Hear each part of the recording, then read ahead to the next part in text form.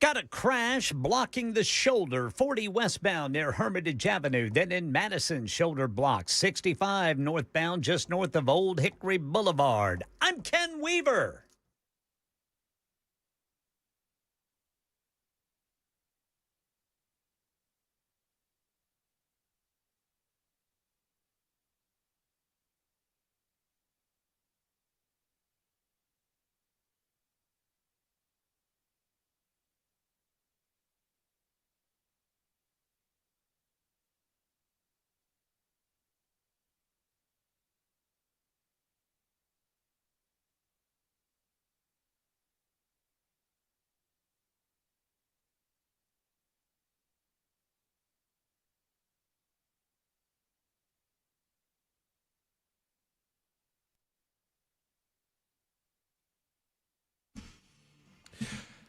Hello, friends, one and all. It's the Matt Murphy Radio Show underway for another day. Happy to have you with us on Super Talk 99.7 WTN. You can find us on a variety of platforms, and we like to inundate you with those right off the bat so you can take us wherever you'd like to go. Things like Spotify, TuneIn, and iHeart, we're there. We have our own app, Super Talk 99.7 WTN. Obviously, the good old radio, 99.7 FM, and then there's Talk TV, YouTube, Facebook, Twitter, Twitch, and Rumble. There are other platforms that I've not mentioned, but those are the biggies. Like, subscribe, follow us, give us the old thumbs up, do what you need to do, and we thank you for all of that.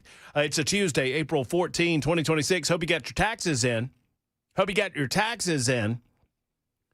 You know, we don't talk as much about taxes in the state of Tennessee as maybe we should because we are not burdened by state income tax. But Well, we don't want to draw attention either. Well, that's true.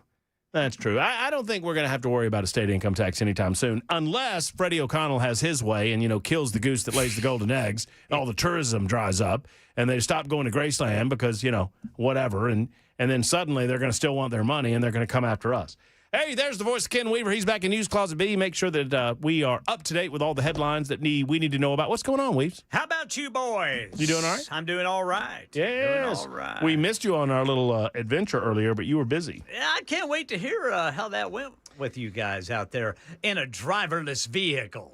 We decided to experience it for ourselves. We've heard this story now. Super Talk 99.7 WTN in the news department.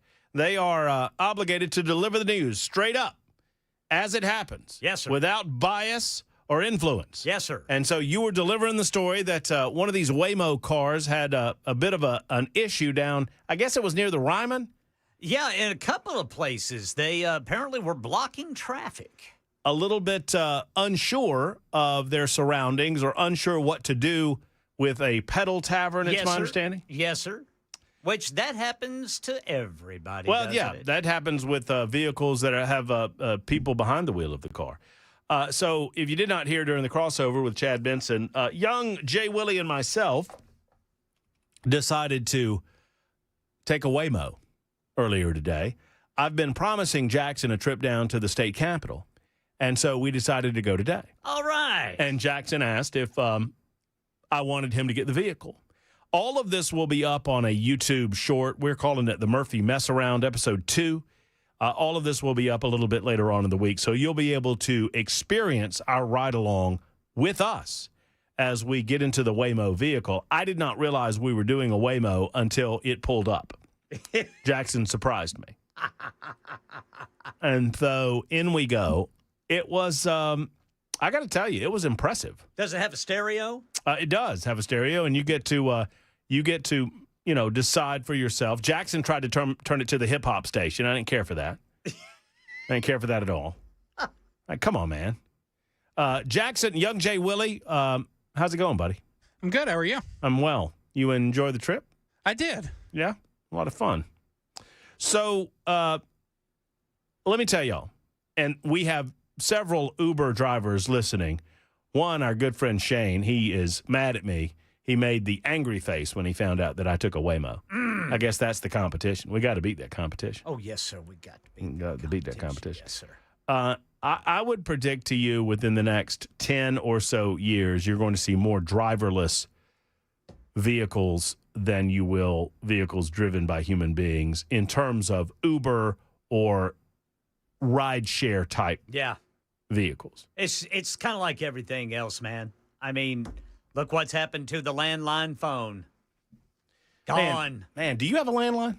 No, but I wish I did. Do you? Why? Just in case. But then again, who am I going to get a hold of?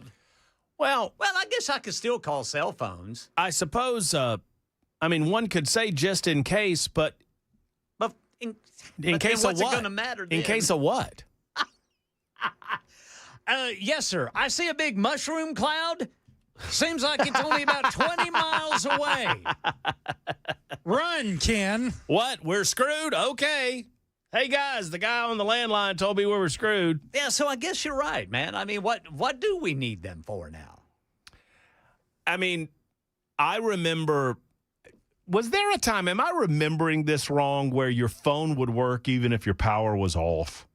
I think I'm remembering I think this that's wrong. correct. No, I think that's right. Yes. I think your phone would work even though the power was off. Right. When you had the straight-up landline, before we got, now if you had a cordless phone, obviously that didn't work. Then, unless the battery, unless it was battery charged and was still charged, maybe. Oh, 2227 says all landlines run through wireless now. Oh, well, never That mind. probably makes sense. A lot of people are going back to landlines for their kids because they don't want to give them cell phones. Oh, well, okay. Well, good luck, Renee. Good luck with that. Yeah. I hope that works for you. I think that hay is a little bit out of the barn. How do they play Angry Birds? That is an old pull for a young man. Or Doodle Jump? Angry Birds is like 2010, man. I loved me some Angry Birds. Yeah, I bet you did. I bet you did. Stupid little piggies trying to get all of our whatever. I don't even remember what they were trying to do. I played Angry Birds for about a week, and then I was over it. You ever play Angry Birds, kid? I did. Everybody did. did. Wasn't very good at it, so I just went back to my farm town. Yeah. Oh, yeah. I didn't do farm. I did another version of your farm town. I did like Farmville or something. Yeah, there was like that. Farmville and Farm Town. And it just got too it got too stressful with me, Ken. Too stressful. Well, if you let it go a couple of days, you go back and visit it, and all your crops are dead, and you got to start all over. And there's a new game out that Ken Weaver loves. What's that? It's like Tecmo Bowl. It's on your phone. It's Retro Bowl. Oh yeah. Oh, really? Oh, it's awesome. Really? Yeah. It's awesome. What do you mean Ken Weaver loves it? Sounds like you love it. I've played it with Ken. Yeah, Brother Jackson and I were playing it one day. Really? Yeah. When was that? That was on a Saturday afternoon or something? I think it was during Christmas, whenever, I don't know what, there wasn't much going on. I don't even think you were on the air, I Brother don't Murphy. think you were here. Yeah, Murphy wasn't here. Murphy's Almost attitude certain. turned. It's like, was that what y'all are doing when I'm working hard in here? Trying to entertain the masses? Y'all are playing some retro bowl game? Occasionally. Y'all in there playing games? We can only talk about NES failures for so long, Matt. Well, true that. All right. What about Snake on Nokia phones? What?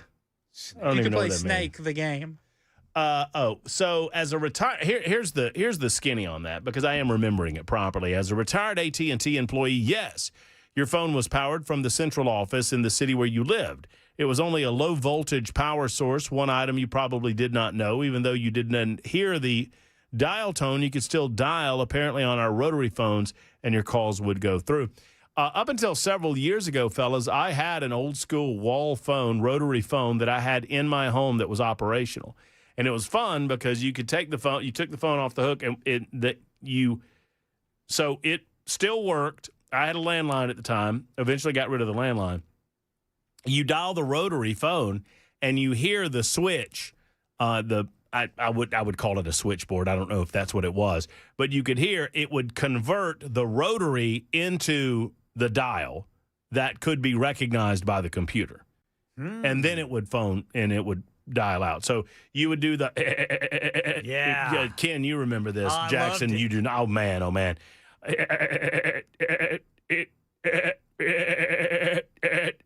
And then you'd wait, and then you'd hear boop boop boop, and then you hear beep boop beep beep beep boop boop boop beep boop boop boop boop, and it would convert it.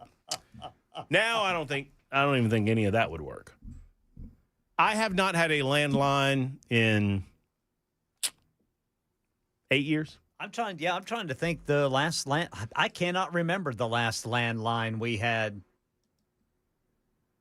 Yeah, I really it's can't. It's been a long time. It may have been the 90s, man. Time marches on, friends, and I'm telling you, embrace it or die, I suppose. I guess you don't have to, but the next stage in the evolution of travel or transit Yes, sir. is here. Yes, sir. And it's called Waymo, and it's pretty cool. So It's going to take people's jobs, yeah, you think?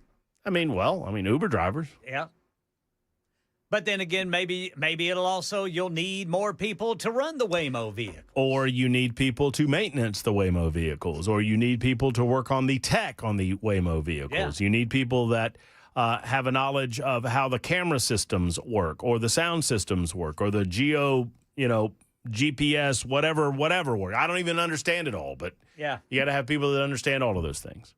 But you're right, dude. It's coming.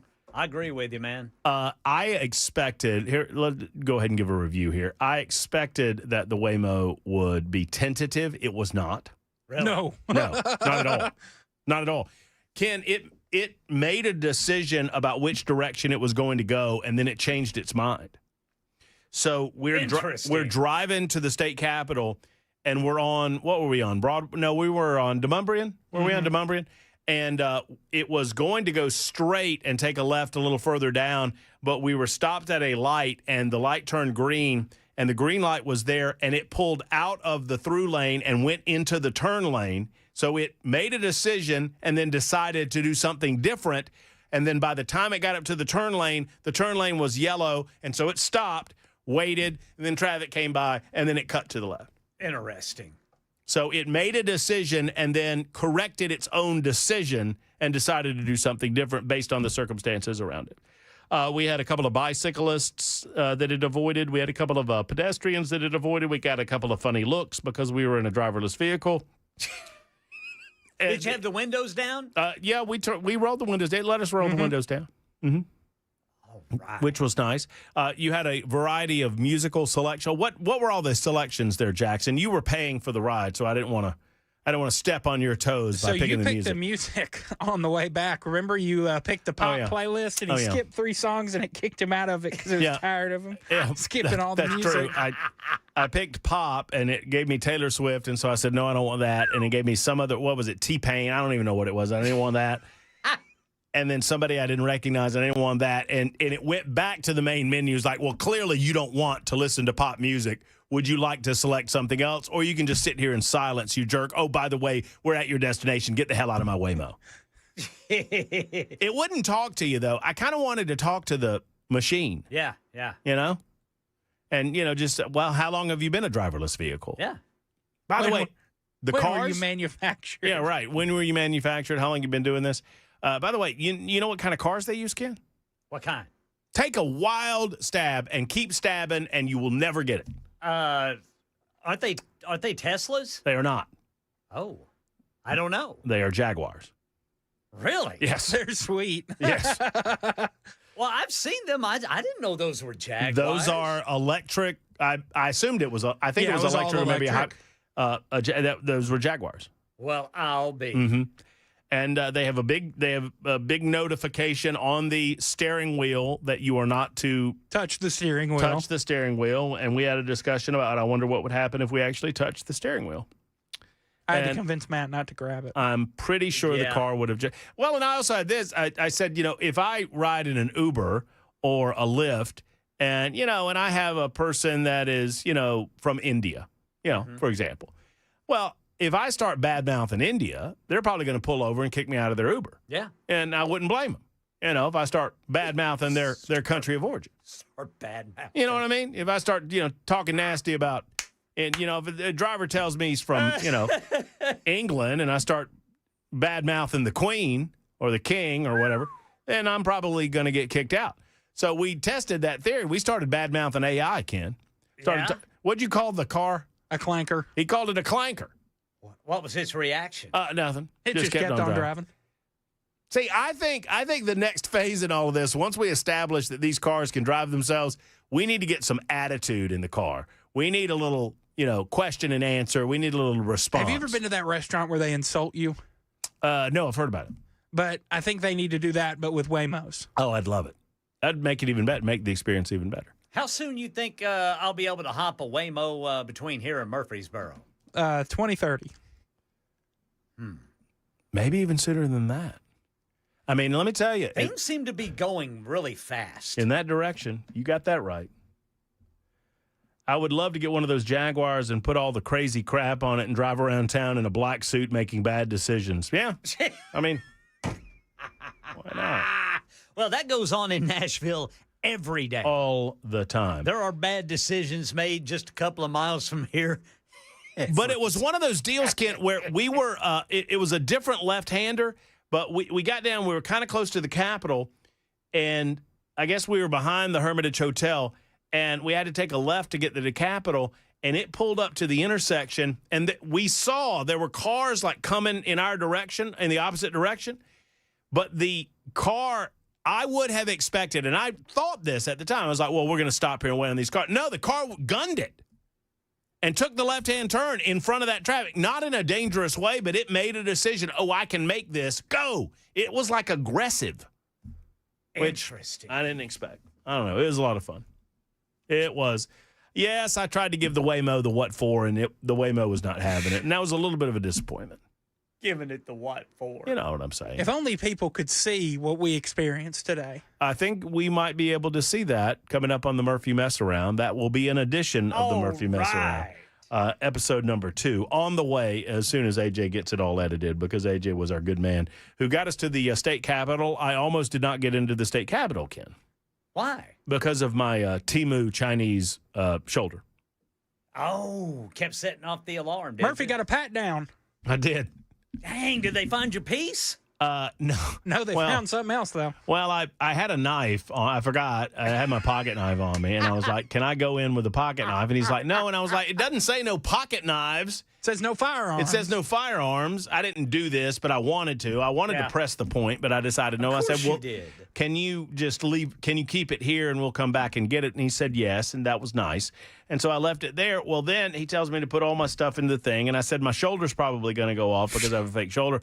And he was like, well, just walk through. And I walked through, and he goes, oh, it's probably your belt. And I said, well, it's probably my shoulder. Well, no, it shows me where it is. You know, okay. Take off your belt. So I took off my belt, and I went back through, and it went off again. And I was like, I got the janky shoulder, and I told you about that. And so, yeah. The funny part was when he whipped out the manual wand. The old wand. And it was just like, it was nothing. Then it got up to Murphy's shoulders like, beep, beep, beep, beep, beep, beep, beep, beep. It's like, yeah. That's what I told you. So I ought to keep a roll of quarters in my pocket. See what happens. I've got another replacement part down there too, sir. Anyway, so yeah, it was big fun. And no, I was a little disappointed that they were all in committee today, and we did not see any of the action on the House floor or the Senate floor. Any protesters? Were there any protesters down there? No protesters. Nobody really doing anything. No, it's just a bunch of tourists. Yeah. More than anything. And then us filming stuff. Yeah. What in the world were the tourists doing at the State House in Tennessee?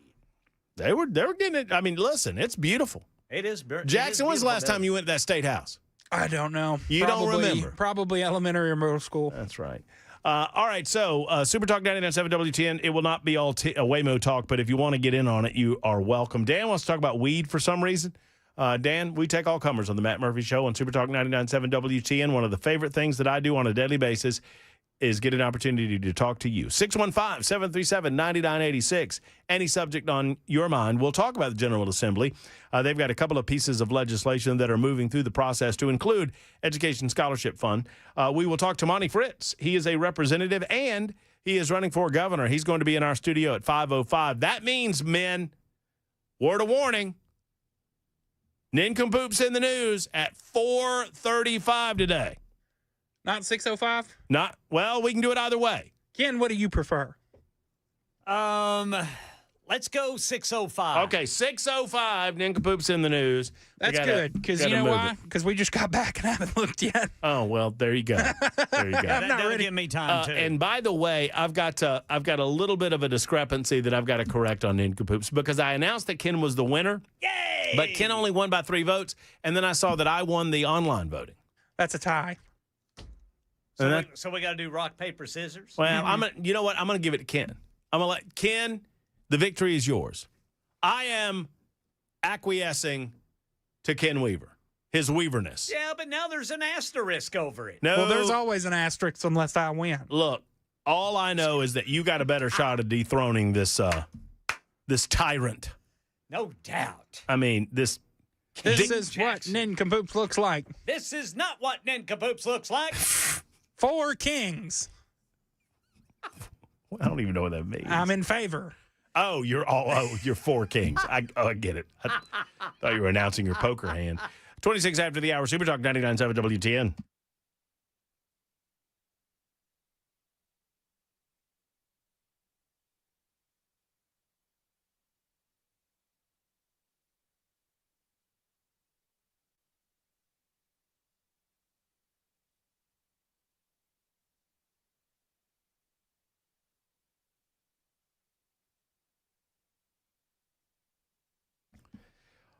Want to know about a place where European auto repair does not feel like European auto repair? Hey, friends, it's Matt Murphy to tell you about the moment you walk into Eurofix, how you're going to feel. And I tell you, you'll notice the difference. It's not your typical greasy garage. Waiting rooms are clean and comfortable. They're inviting. Service areas are spotless. They believe in keeping everything tidy, and Eurofix cares about everything. Everything that happens from the moment you walk through the doors to the moment that you're handed your keys and your car is taken care of, from how you're treated to how your vehicle is treated. Every repair comes with a rock-solid 3-year, 36,000-mile nationwide warranty on all repairs that they perform, and at below-dealer pricing. You don't have to put up with getting ghosted either.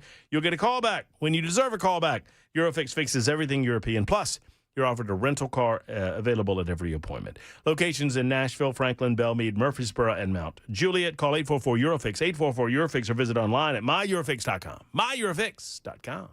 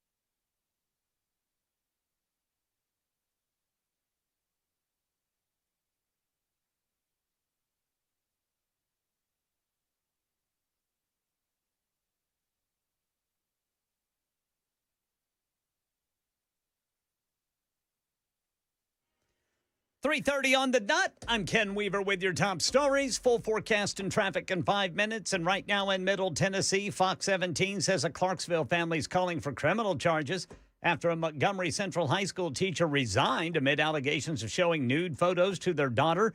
The district says the resignation occurred while the teacher was under investigation by law enforcement and child services. The student, Mackenzie Ellithorpe, says the incident has had lasting emotional and social impacts. Nude photo.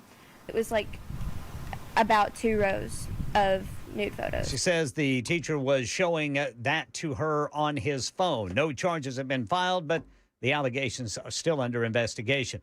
A woman has come forward today accusing former California Congressman Eric Swalwell of sexual assault. Lana Drews told a news conference today Swalwell drugged her drink, then later sexually assaulted her in his hotel room. While he was choking me, I lost consciousness. And I thought I died. Swalwell has repeatedly denied the sexual assault allegations, calling them false, while also apologizing for what he described as past mistakes in judgment. The Tennessee House has narrowly passed a bill that expands the state school voucher program. This is what some of the debate was like last night. And we're giving a handout to the wealthiest to send their kids to private schools. And that's going to bankrupt this state. Parents, not the government, know what's best for their child's needs. These scholarships are about empowering families with the real choice. Measure would increase education freedom scholarships from $25,000 to $35,000 starting next school year. The bill now moves to the Senate, where lawmakers could seek changes before sending it to the governor. That's the latest news. Weather's next. I'm Ken Weaver, WTN News.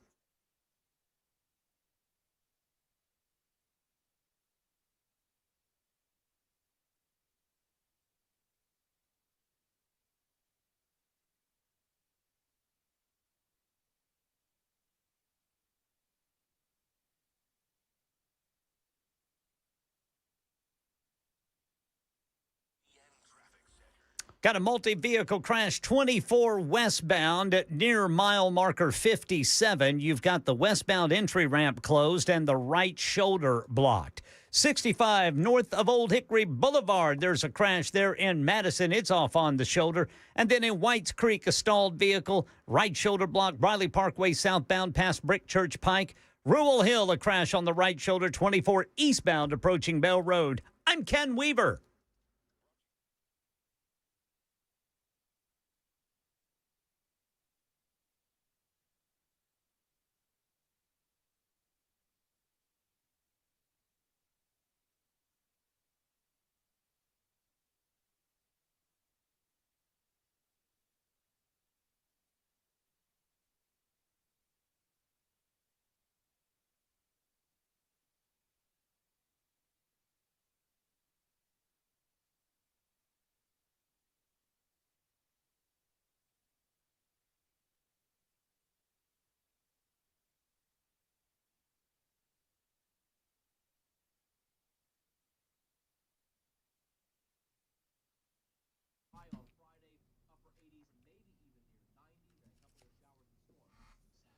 Hello, friends. It's Matt Murphy for Grace Point Healthcare. Modern medicine delivered the old-fashioned way. You've heard me talking about Grace Point, and it's now time for you to experience it in Franklin. Grace Point is a direct pay format. What does that mean? It's quite simple. You pay Grace Point. You know exactly what the cost is going to be up front. You can file with your insurance company for reimbursement at a future time. But here's the deal.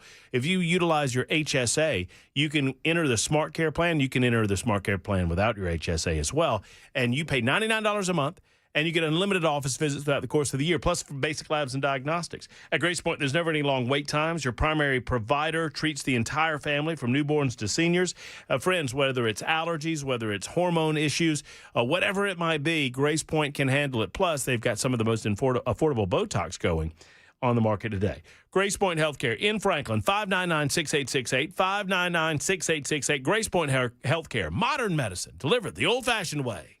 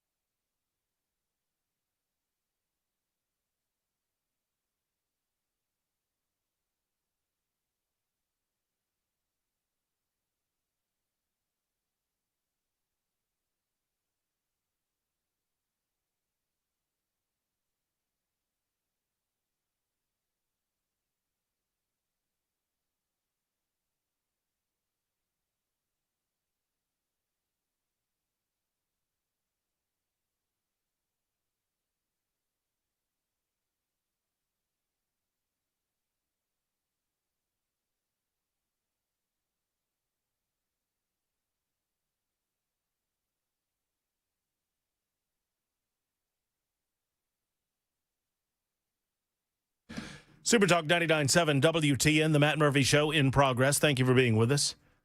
Whether you're listening on a variety of apps, maybe on the good old radio, or watching on Talk TV, YouTube, Facebook, Twitter, Twitch, Rumble, we thank you. We thank you. 38 minutes after the hour, we'll get into Eric Swalwell and his trials and travails coming up in just a moment. Eric Swalwell does not need to concern himself with any sort of political future.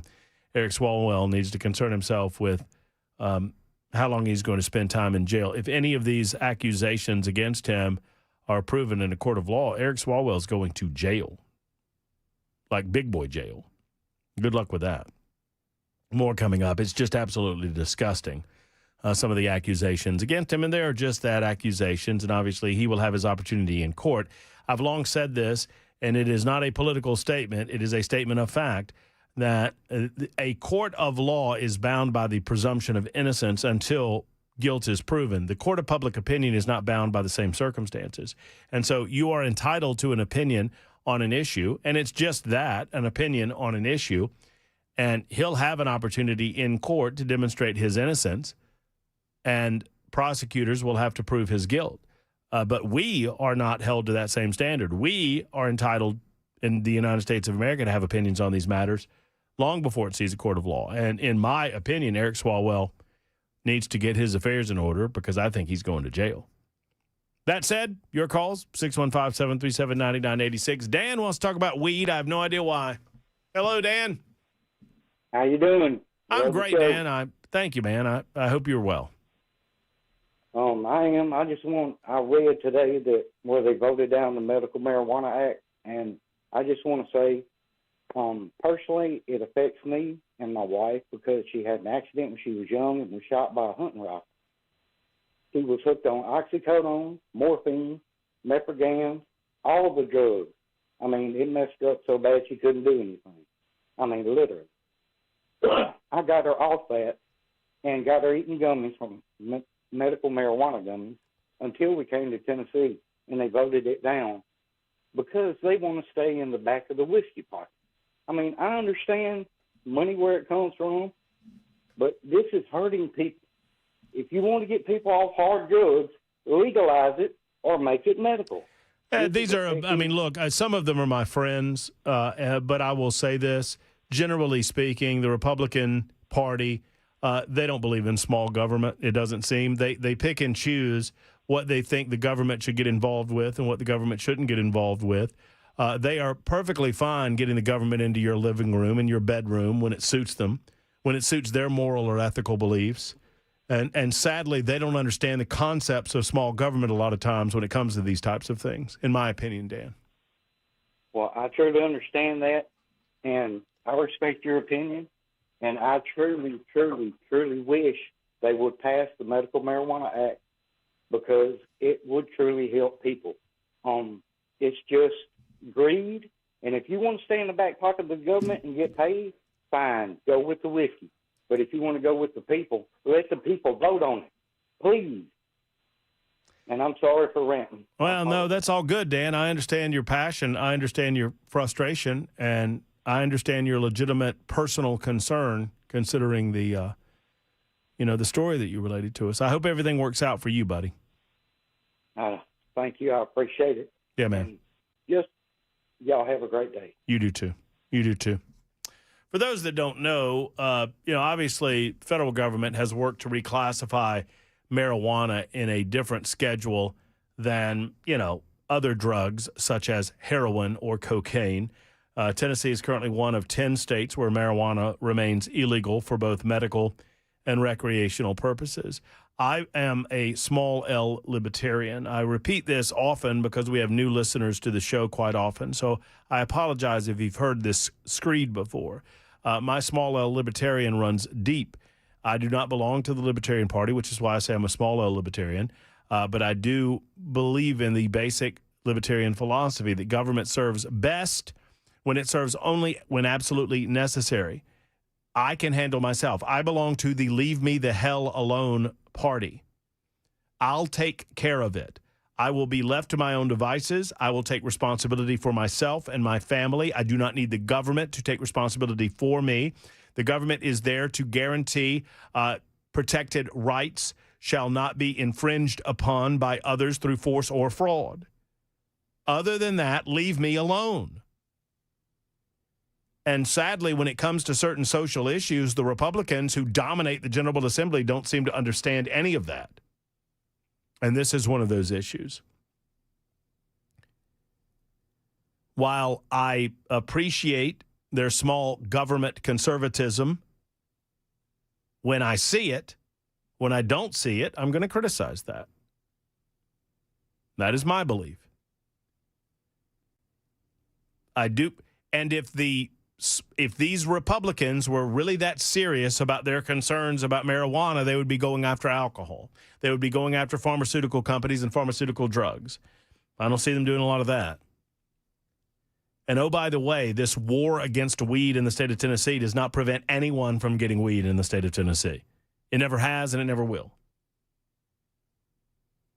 That said, in December, President Trump signed an executive order, and this is coming from the Tennessean, signed an executive order expediting the reclassification of marijuana as a less dangerous drug, recognizing its medical benefit. Reclassification by the Drug Enforcement Administration would move marijuana out of Schedule 1 with heroin and LSD and into Schedule 3 with drugs like ketamine. The change would allow medical research to happen. It would not make marijuana legal for medicinal or recreational use. By state law, when a drug is federally scheduled, it triggers a review by Tennessee's Commissioners of Health and Mental Health. The officials meet and determine whether to change, that is, the drug's state-level restriction in alignment with the federal government. However, House and Senate Republicans approved House Bill 1972, making it so that even if the federal government loosens restrictions on marijuana, state agencies would be barred from making changes unless the legislature passes new bills. The sponsor, Senator Farrell Hale, said, "We don't want the Wild West out here. We want the General Assembly deciding how we decide and deal with things." What?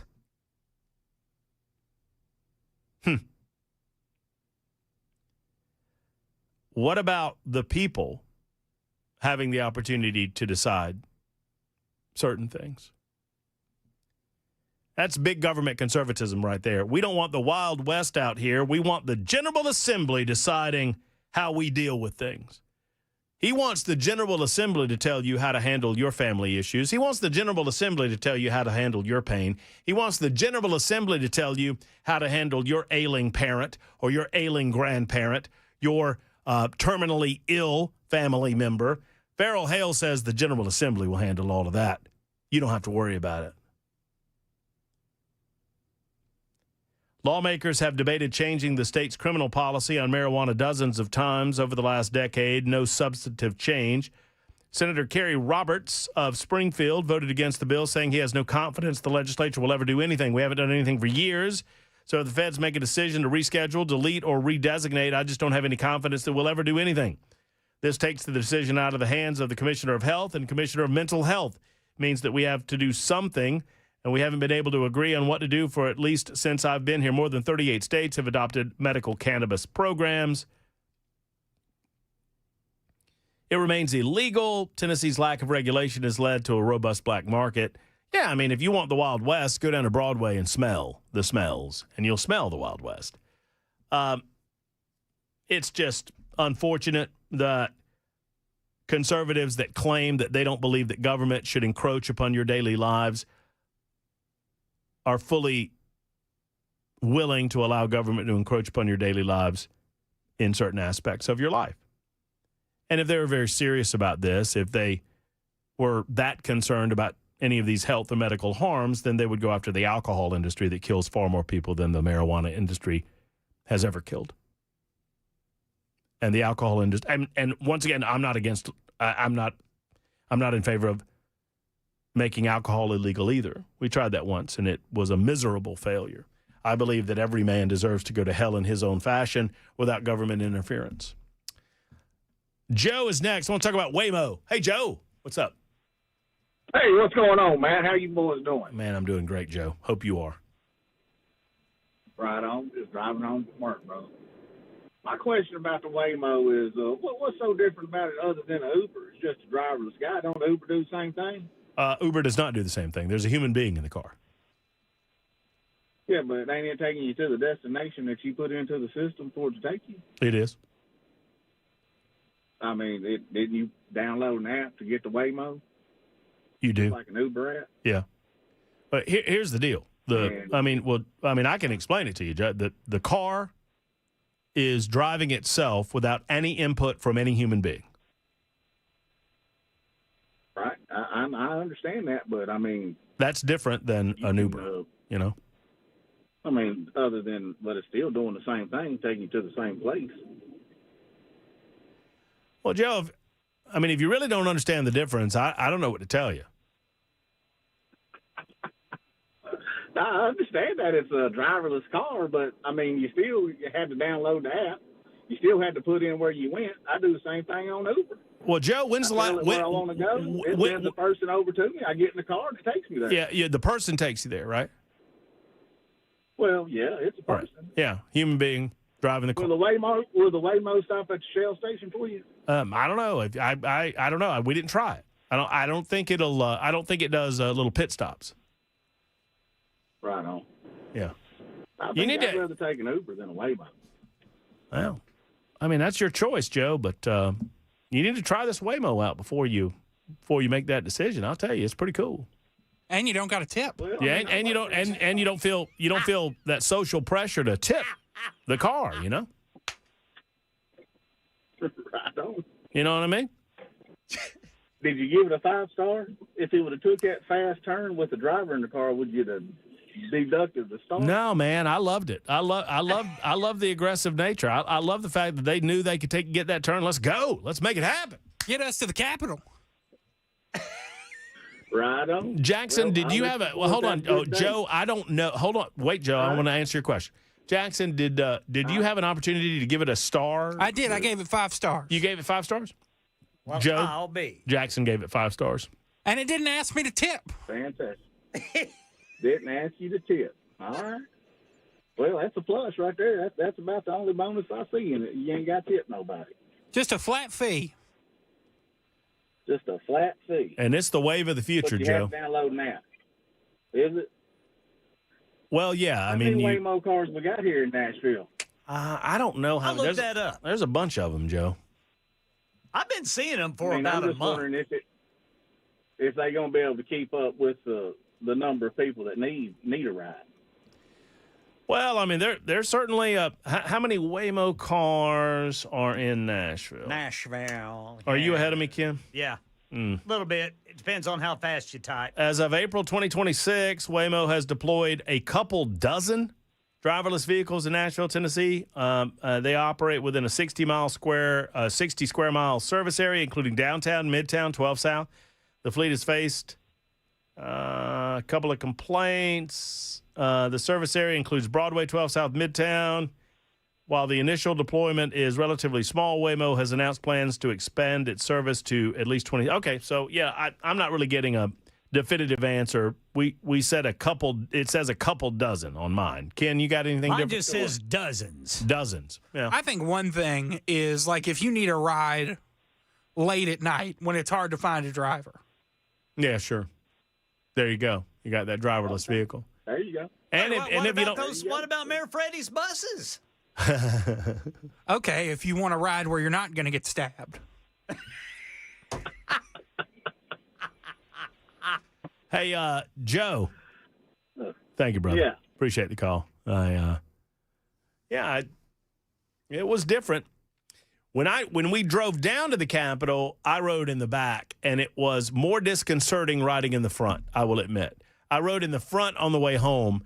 And Matt was like, I'm getting nervous. And I'm like, this is weird. Riding in the front, you don't have the, seats blocking your view, and just watching the car and watching the turn signals come on and watching the brake. And now I don't think the pedals, I didn't notice that the pedals compressed by themselves. I don't think they did, but there's just a steering wheel turning like it was and the turn signals coming on and it's just doing all that autonomously. It was a little weird. It was a little weird. It's like a ghost. It was a little weird, I'll admit. The compulsion And it wasn't a big compulsion, but the compulsion was to reach over and grab the wheel. Like an intrusive thought? Yeah, get in there and, hey, you get in there. Well, at one point, though, there was a car stopped in the road, and they were unloading something in the back of the car, Ken. Yeah. And the Waymo knew we were turning right just beyond that car, and it obviously saw beyond the car. There were a couple of cars parked on the side of the road right in front of that car, but it had to get back in that lane, but it saw that it had the ability to get back in that lane before the light so it could make the right. So it swerved out to the center lane, got around that, didn't stop and wait on it. That's what I'm talking about. This is smart technology, man. This is smart technology. And I'm telling you, within 10 years, I predict to you in 10 years that most of the vehicles that take people from point A to point B that are ride-share, quote-unquote, type vehicles will be autonomous vehicles. I just can't wait for the first news story about somebody acting foolish in one. Well, what do you think happens if somebody, yaks in it? I think it would pull over, and it would demand that you get out, and it would go back to its service area, and it would have to get washed out by a human being. The human beings are now responsible for cleaning up the vomit. The AI will drive the car. Thank you very much. That's what I think. Well, or what if we asked the question while we were in the car, what if I tried to drive, what if I just freaked out and tried to grab the wheel? What would happen? And I think what would happen is the car would not let me do that, and it would immediately kick me out of the car and contact the authorities. Now, the doors are locked while you're driving. So if something happened, you can't just jump out of the car. I don't like that. The doors are locked while it's driving, Ken. No. Although we had free access to the windows. Jackson left his window down, Ken. Yeah. And it rolled it up. And as the Waymo was leaving, it rolled it up. And I felt like it had a little attitude about it. Like, hey, buddy, you left my window down. You're going to get 3 stars from the AI Waymo. 54. Go ahead. Are they non-smoking?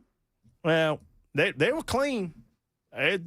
Clean as a pin. I bet you if you smoked, it wouldn't like it. It'd probably just shut down right there in the middle of the road. I bet you that it would pull over and tell you. It'd roll its windows down and cough. Excuse me, sir. 55 after the hour on Super Talk.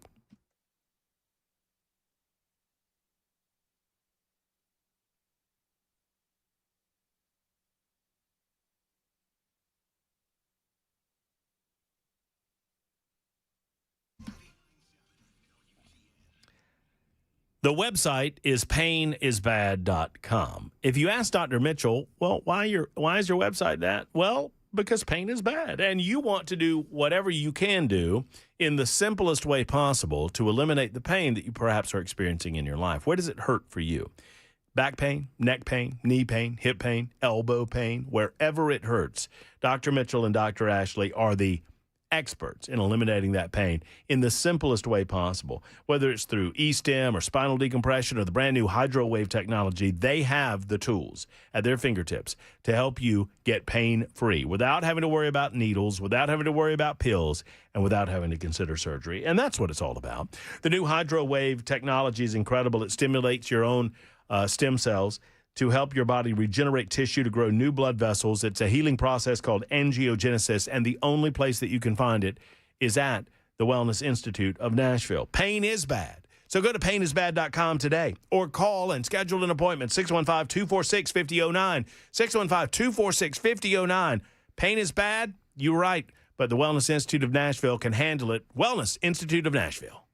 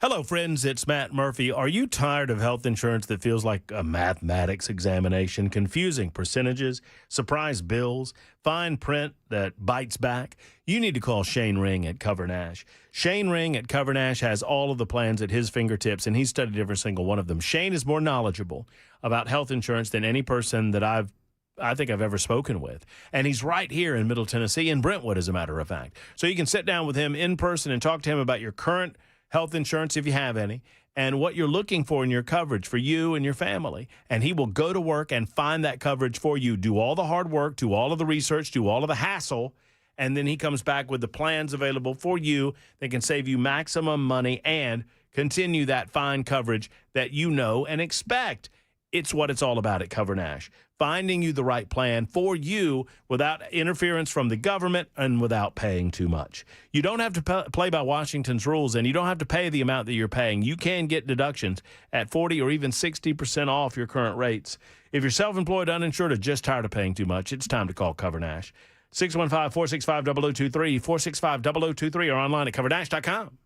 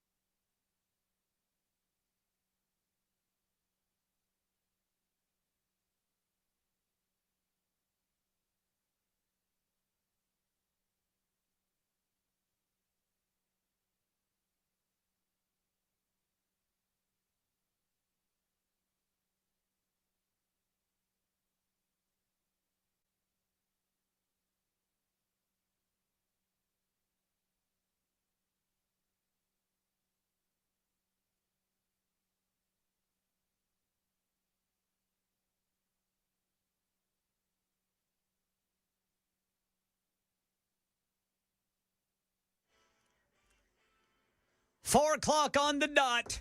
I'm Ken Weaver with your top stories. Got the full forecast and traffic in 5 minutes. Tennessee Republicans have moved to block a possible route to legal medical marijuana. The Tennessean says lawmakers passed a bill that prevents state health officials from automatically reviewing marijuana laws if the federal government changes its classification, which President Trump has done through an executive order. Supporters say only the legislature should decide drug policy in Tennessee. The bill now heads to Governor Lee for consideration. Family of a Montgomery Central High School student in Clarksville says a teacher's resignation is not enough after allegations he showed nude photos to their daughter.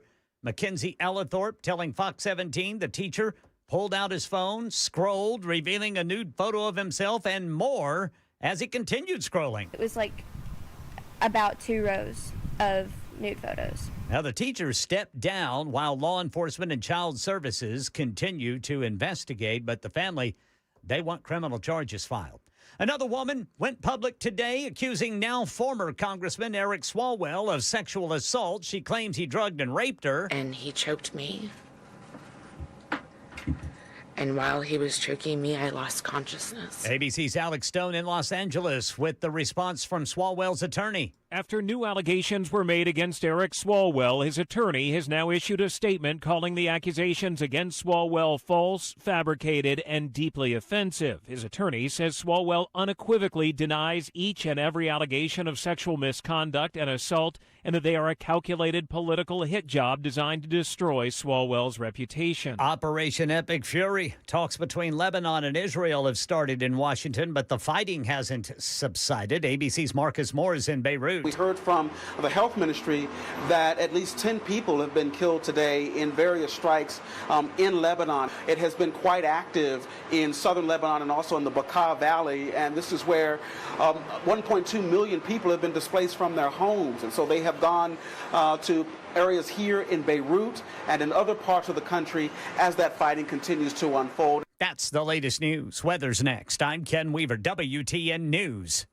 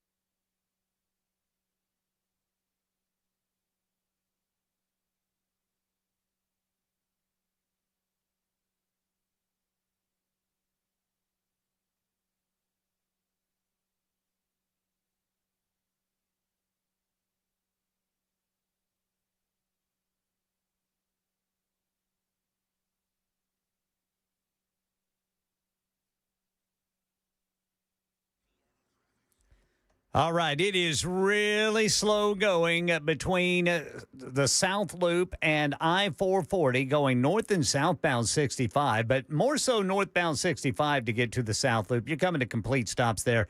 Same goes for the eastbound South Loop over to 65 and then the eastbound to East Loop.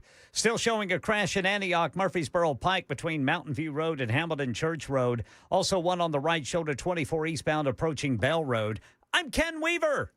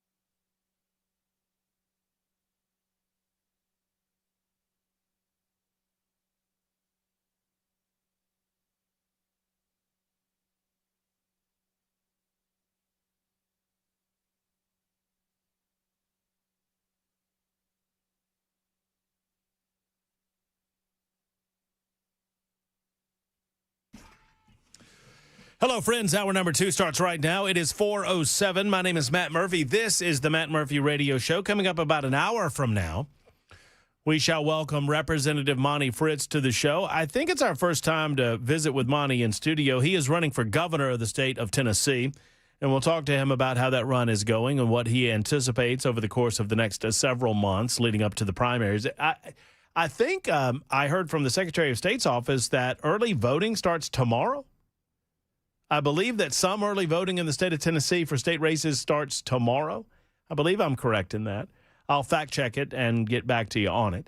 In the meantime, we'll talk about a number of issues that are going through the General Assembly and the legislative process, not the least of which is this restrictive story regarding medical marijuana in the state of Tennessee. Once again, I find it fascinating. I'm not that ginned up about it. I'm not going to put my rant pants on about it, but I just find it funny and fascinating that individuals that will tell you that they are small government become mighty big government when circumstances suit them or when they get influenced, in some cases, by outside lobbying organizations.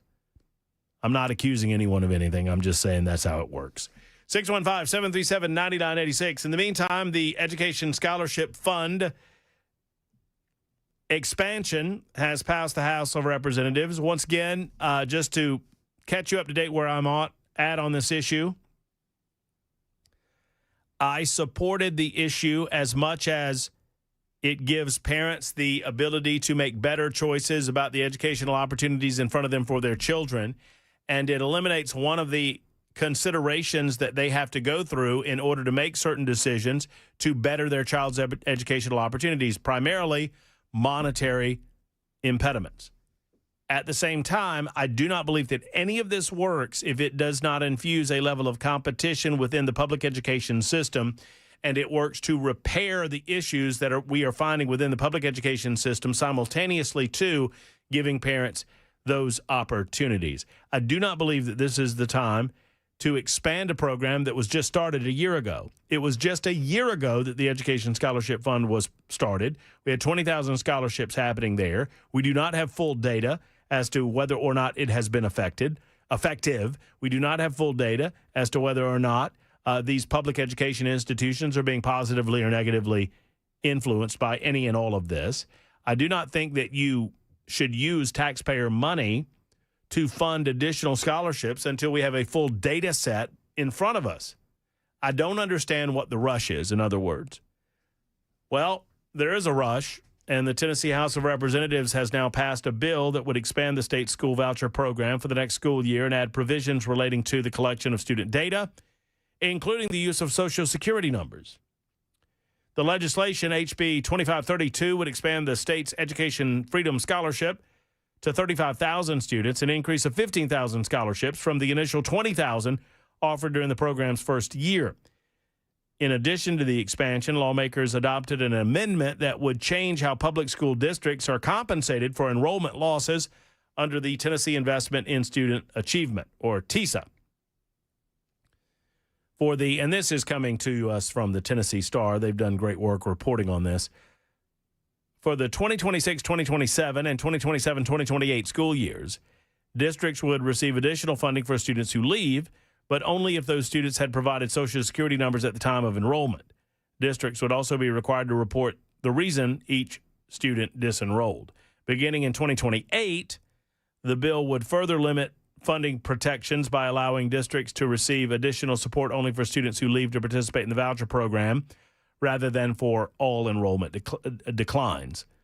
The measure passed by a narrow 52-43 vote, and it moves on to the state Senate, where it is currently being debated, or will be debated very soon. State senators are expected to vote tomorrow on their version of the legislation, which would allow up to 40,000 scholarships.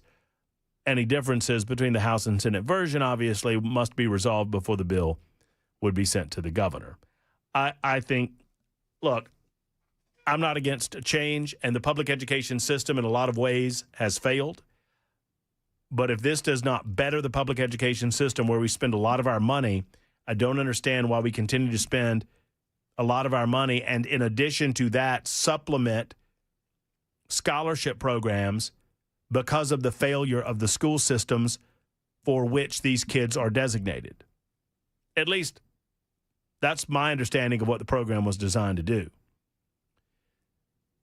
I don't think the program was designed to offer individuals who have an ability to pay a taxpayer-funded subsidy so that they don't have to pay so much for private education. Now, I understand the argument against that. I understand that there's an argument that says, well, why are you punishing individuals because they are more successful or more financially capable? My point is this. I want to benefit those children who need this the most and those children whose parents have the least ability to make decisions that would benefit their children best. And so those with financial considerations should go in front of those without, if we're doing this the right way. But for me, I don't understand what the rush is. Well, there were so many different applications. Yeah, there were a lot of applications to receive a $7,000 voucher, sure. For those doing the applying, I wouldn't fault them, especially if those applying for those vouchers already have their kids in the private education system, and maybe they're struggling. Maybe they're having a difficult time. Maybe they're having to work 2 jobs. I'm not knocking people that are busting their humps to put their kids in a better educational way. I'm merely saying that there should be some sort of income-based stagger in this system. And they did include that in the House version to some degree. 615-737-9986 if you've got any thoughts on it. I believe Troy has thoughts on this very subject. Hey, Troy, how are you? Hey, I'm doing great, man. How you doing? I'm well, thank you. Hey, I agree with you totally. But I want to ask a question. I'm an educator, and I've listened to people say, hey, students are getting a better education if they get the scholarship and they do all of this. But a lot of those schools, they get to choose the students they want. And if they have behavior problems or whatever they're coming with, they can say, I don't want that. But as a public educator, we don't have that choice. We deal with everything, and people are saying that if we as teachers are not doing a good job at teaching. But we got overloaded classes. We got behavior problems that we ain't never seen before. We got IEPs, 504s. We got so much that we deal with, and we got students that we have to deal with 25-30% of the day just with behavior problems. And what happens is, I'm going to give you an example. Like I'm a 30-plus year teacher, so I don't make no more money unless the government gives across-the-board raise. But everybody says the Tennessee teachers are making, we got the highest paid teachers, but they're trying to attract new teachers. So now we're in the sweet spot of teachers getting ready to retire. And here I am. I started teaching when I was 23 years old. And I got 30 years, and I'm 53 years old now. And I'm getting ready to leave the system. But I got a lot of more teaching in me. And I'm leaving because there are no perks for me to stay there. And now the education system is going to suffer because you got all these brand new novice teachers coming in, as I would say, with no training from a seasoned teacher. But they're not giving any more money to the teachers, and I think people value their jobs when they make a decent living that they can say, hey man, I'm gonna give my best because I'm making my best. And we got teachers here in Nashville where I'm at. I live in Nashville, and man, I struggled to live in Nashville as a 30-year teacher. I just want to hear your thoughts on that. So, a couple of things that I want to unpack. So, your I thought that teachers' salaries had recently been raised to a $50,000 a year floor. Now, isn't that correct? A $50,000 a year. What? Say it again. Floor of their salaries. No, the way they got it, they say, hey, a beginning teacher is going to make $50,000 a year. Right. So and then we got this tier 1 through 28. Once you get to 28 years, your salary stops. You don't make no more money unless there is a cost of living raise. But these other teachers, the 1 through 28, they get stair step pay. Like if I'm making $50,000 my first year, my second year I make $53,000, and so on. You catch where I'm coming from? So it's a stair step thing. But when I get to 28 years, I don't make no more money.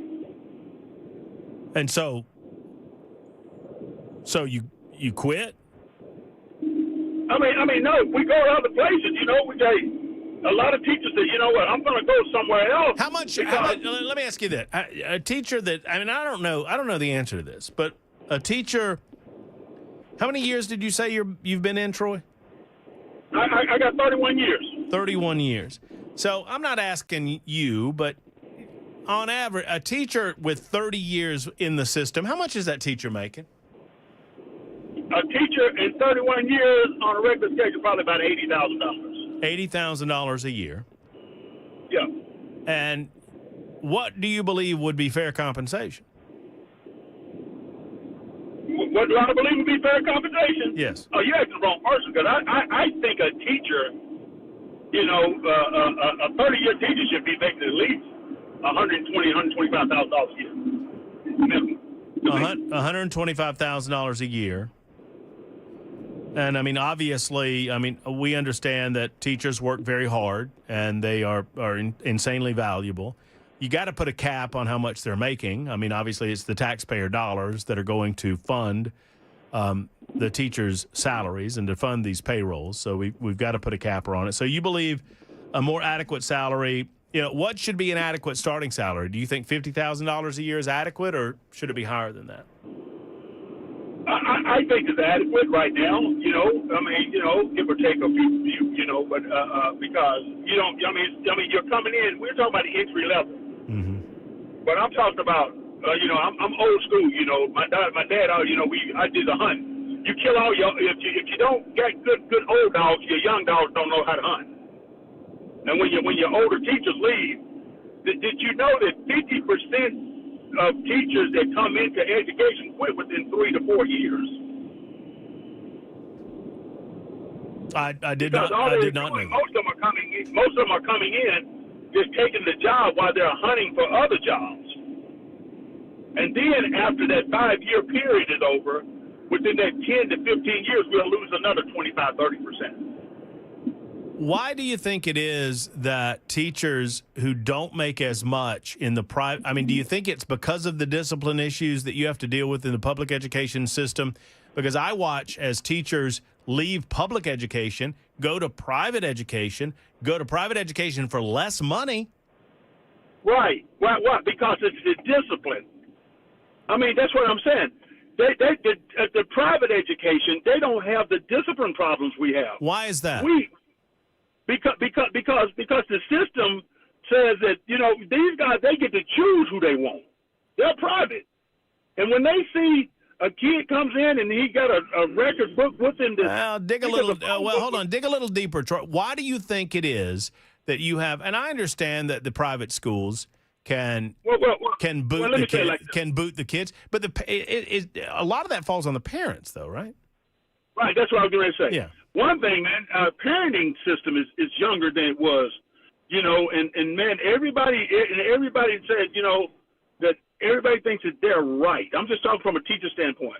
We have to be able to deal with whatever problem these kids come with and say, hey, we know how to do this. We hadn't been trained in all this stuff, man, that everything. We're constantly in meetings. We're constantly in training, trying to figure out what this is and what this is, and, and you've never been exposed to it. And then you got these parents, man. Let me tell you something, man. I hate to say it like this. I met a 30-year-old granddaddy, man. And wow. That's what I'm talking about. Wow. You see what I'm saying? When you got kids or babies having babies, there is no wisdom, there is no training, there is no guidance. So clearly mollycoddling the parents is not benefiting the public education system nor the teachers or the kids. So should we not expect more coming from the parents in terms of discipline? And that should translate itself to the school system. And frankly, I mean, I don't know, Troy, because I don't have any kids. Are there alternative schools in the state of Tennessee? Are we utilizing are we utilizing those alternative schools in the fashion that we should? Are we eliminating the discipline problems in the public education system in the way that we should, so that the teachers like you can get to the job of educating the kids as opposed to spending 30% of your day dealing with discipline issues? I hope so. Well, let me say this. When we you got parents, and they say everything that they say is right, and they're governing the school. We had a meeting, and I would say, and they say, hey, we are not suspending any kids. There are no suspensions. They're keeping suspensions rate down to say that we don't have any problems in the school when kids need to be suspended, when we need to hold parents accountable, and they're just saying, hey, we're just going to deal with this. So when you have those discipline problems in the classroom, you think about it. If you ever have a child, if I'm dealing with whoever for 30% of the day, that's 30% of instructional time that a kid lost that was trying to learn. Well, somewhere along the way, because there was an expectation that you respected authority in the public schools that I went to when I was younger, and this was not that long ago. There was also an expectation that if I faced a discipline within the system, that my parents would back the teachers and the school system. My parents would not back me and come and and I feel like a lot of that has changed in so many different ways, and I don't pretend to have all of the answers, but I don't disagree with you that a major issue amongst teachers like yourself, Troy, that genuinely want to help, and thank you for the call. Thank you for the commentary. Teachers like Troy that genuinely want to help the system and want to help the schools, they feel hamstrung by an inability to discipline those kids who create disruption to the point that they can't educate. Well, authorize the schools to do that. The problem is the parents don't back the schools up. The parents defend their precious little angels in a lot of ways. And then what do? I mean, I understand the frustration there. Now, that has nothing to do with salary caps, and I don't know anything about the 28-year salary cap, but if that's the case, I mean, I would assume that you're still getting COLA, but I could be wrong. 24 after the hour, Super Talk 99.7 WTN.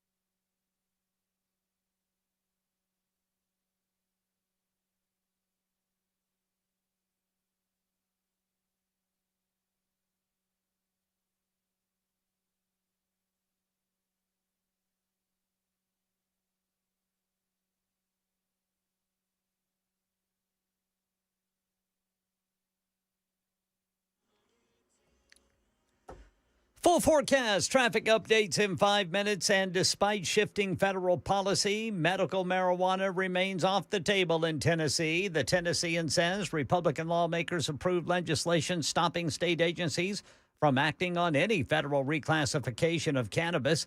Opponents say the move continues years of inaction, even with strong public support for medical use in Tennessee. The measure is now awaiting Governor Lee's decision. A Clarksville family telling Fox 17 justice has not been served after a Montgomery Central High School teacher accused of inappropriate conduct resigned. And we want to prosecute him to the fullest extent that the Tennessee law will allow us to do. School officials confirmed that teacher resigned while under investigation by outside agencies, including law enforcement. The student involved, Mackenzie Ellithorpe, says the incident has taken an emotional toll during her senior year. He took that time away from me, and he took that part of my senior year away. So she says the teacher was holding his phone when explicit images appeared during their conversation, and he didn't immediately respond or try to hide it.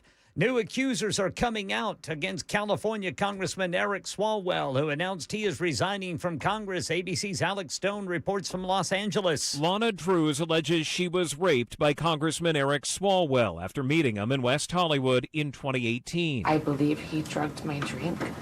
I only had one glass of wine. She says she will be filing a police report. Drews is the latest woman to accuse Swalwell of sexual misconduct. Swalwell has denied what he calls serious false allegations made against him. Alex Stone, ABC News, Los Angeles. Well, and now his attorney's out with a statement saying Swalwell unequivocally denies each and every allegation of sexual misconduct and assault, and that they are calculated political hit jobs designed to destroy Swalwell's reputation. Operation Epic Fury update. President Trump speaking on the phone today with ABC News about a possible second round of peace talks with Iran. ABC News national correspondent Stephen Portnoy reports from D.C. Trump said it's his sense that Iran really does have a different regime now, that the U.S. and Israel took out the radicals. And with respect to the blockade, which the president says is holding 100%, this is his quote, "Everybody respects us," which they didn't 2 years ago. He said he had to go after speaking to John for just under 10 minutes. He said the Iranians are waiting to speak to me right now. That's the latest news. Weather's next. I'm Ken Weaver, WTN News.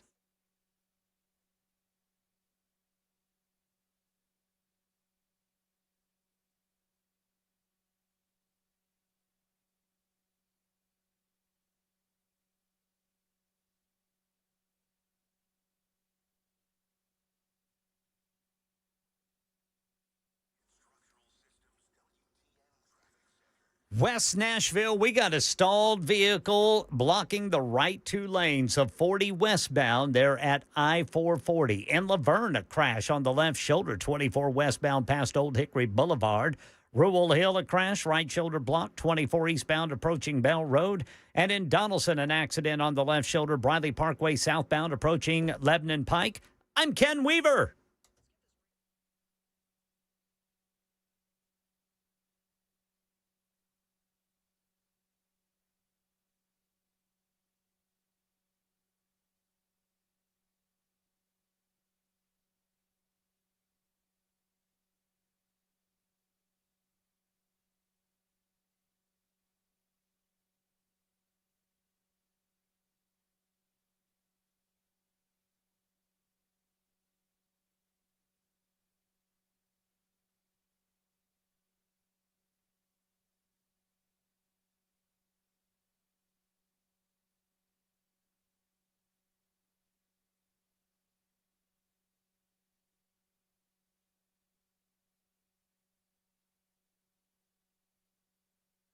Hi, friends. It's Matt Murphy, and I want to spend a moment talking to you about your homeowners and your automobile insurance. With King & Associates Insurance, you can save money, and it's all about saving that money. It's all about getting a better bargain and a better deal with King & Associates Insurance. They can get it done, and they get to shop around, and that's what it's all about. When you shop around, when you have access to all of the different plans, whether it's a first-time homeowner situation, a growing family, or just shopping for better auto rates, they make it simple.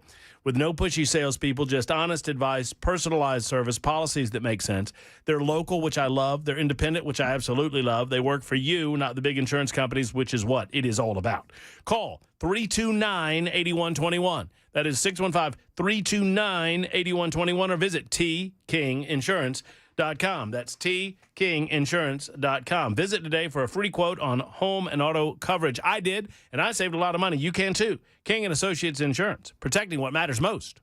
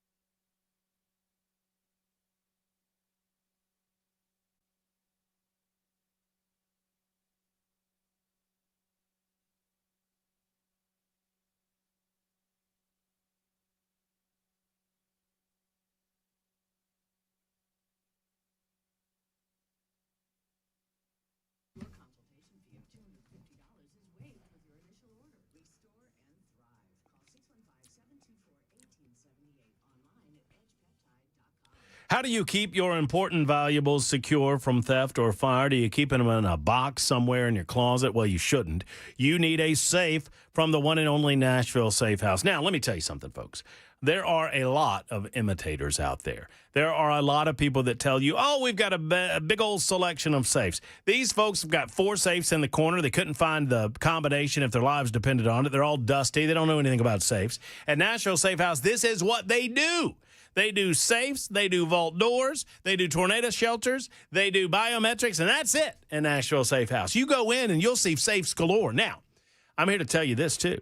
You count up the selection that you find on the showroom floor at Nashville Safe House, and then you count the selection that they have in the warehouse that are available for delivery for you and your family.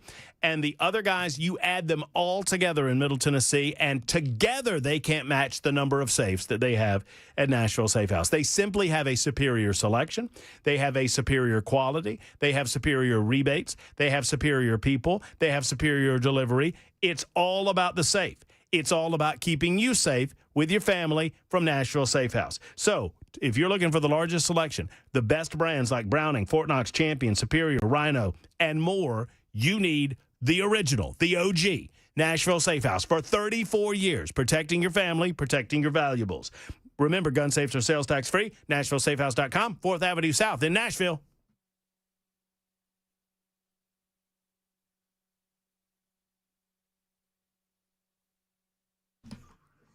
Super Talk 99.7 WTN.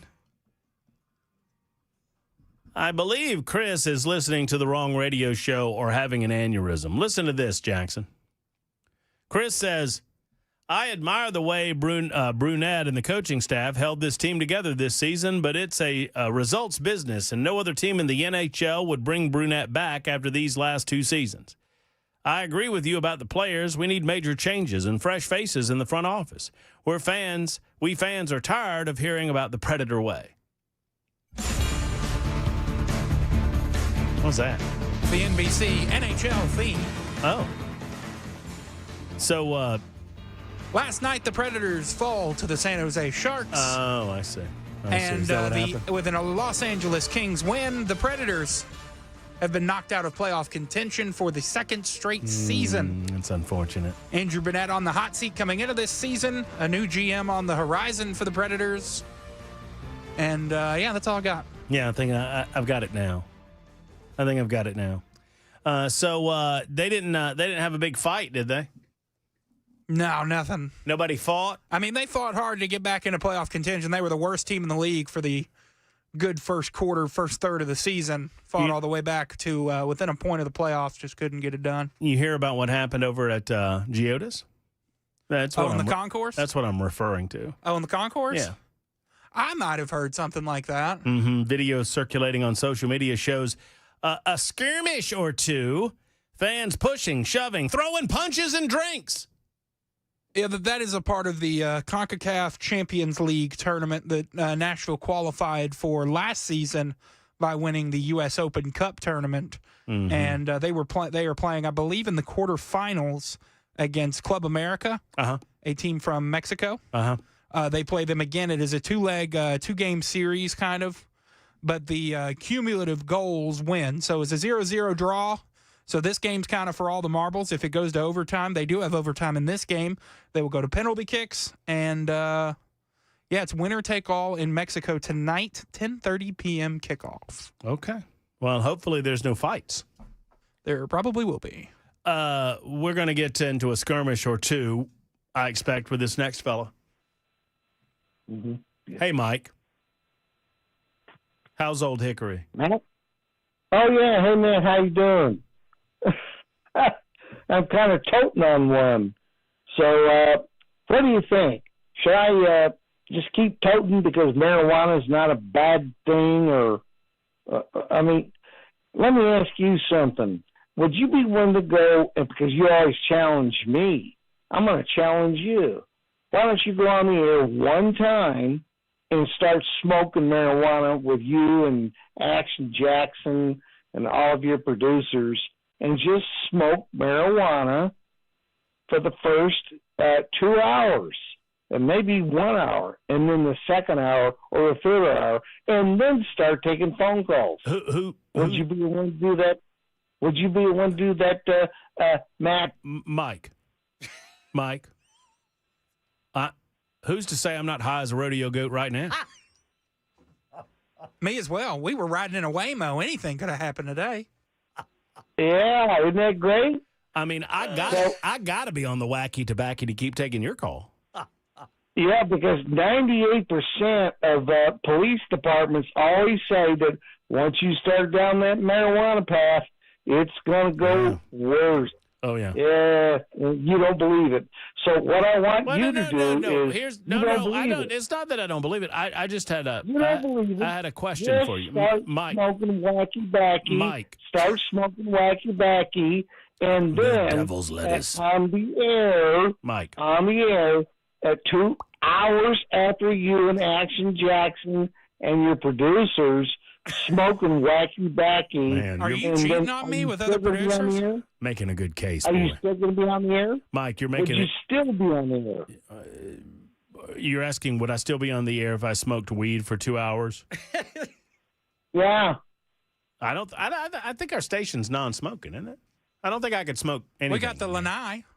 Oh, we could go out on the veranda, a.k.a. the lanai. Or a gumi. Hey, Mike. We could eat a gumi. That's true. Hey, Mike, have you ever smoked dope? Never. No. Maybe try it sometime. See, you just proved my point. Just do it on air and do it throughout your program just one time. I feel like you'd be and more... let's hear it. And let's hear you and Action and all your producers. Let's just hear you talk in your third hour. I just feel like you would be a better caller on the dope. I just feel that way. You know? Come on, Matt.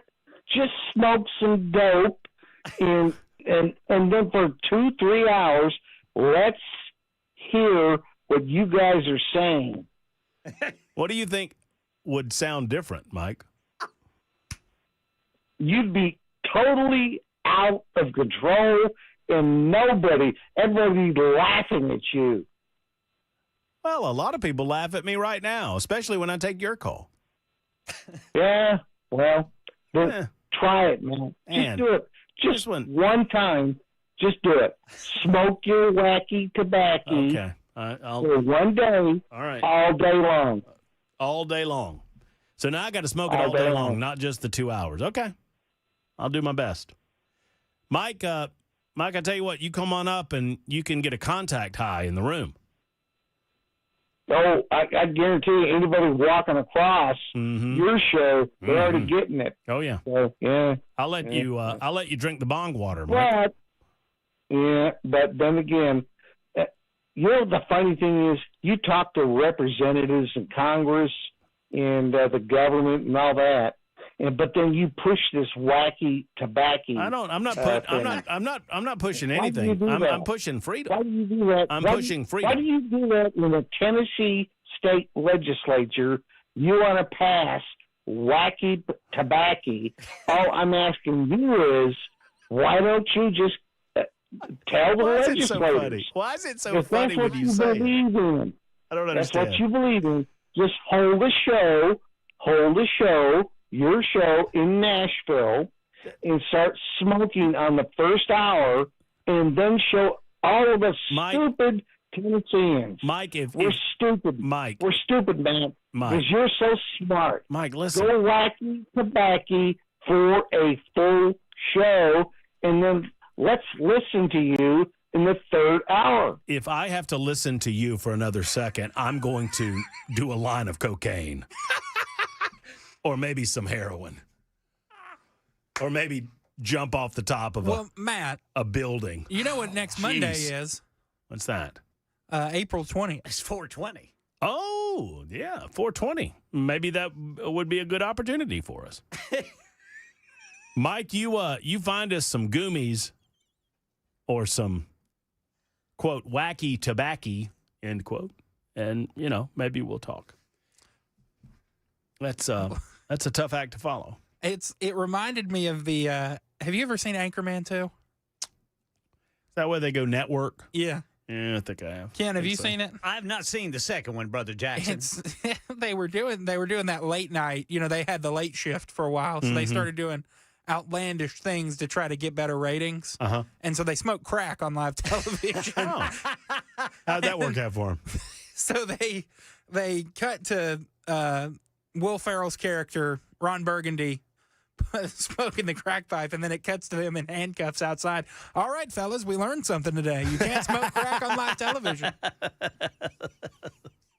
I think we'd learned that, too. Oh, wacky tobacco. Wacky tobacco, the devil's lettuce, the old left-handed cigarettes. Merida Hoochie. Oh, the Merida Hoochie, the Goomies.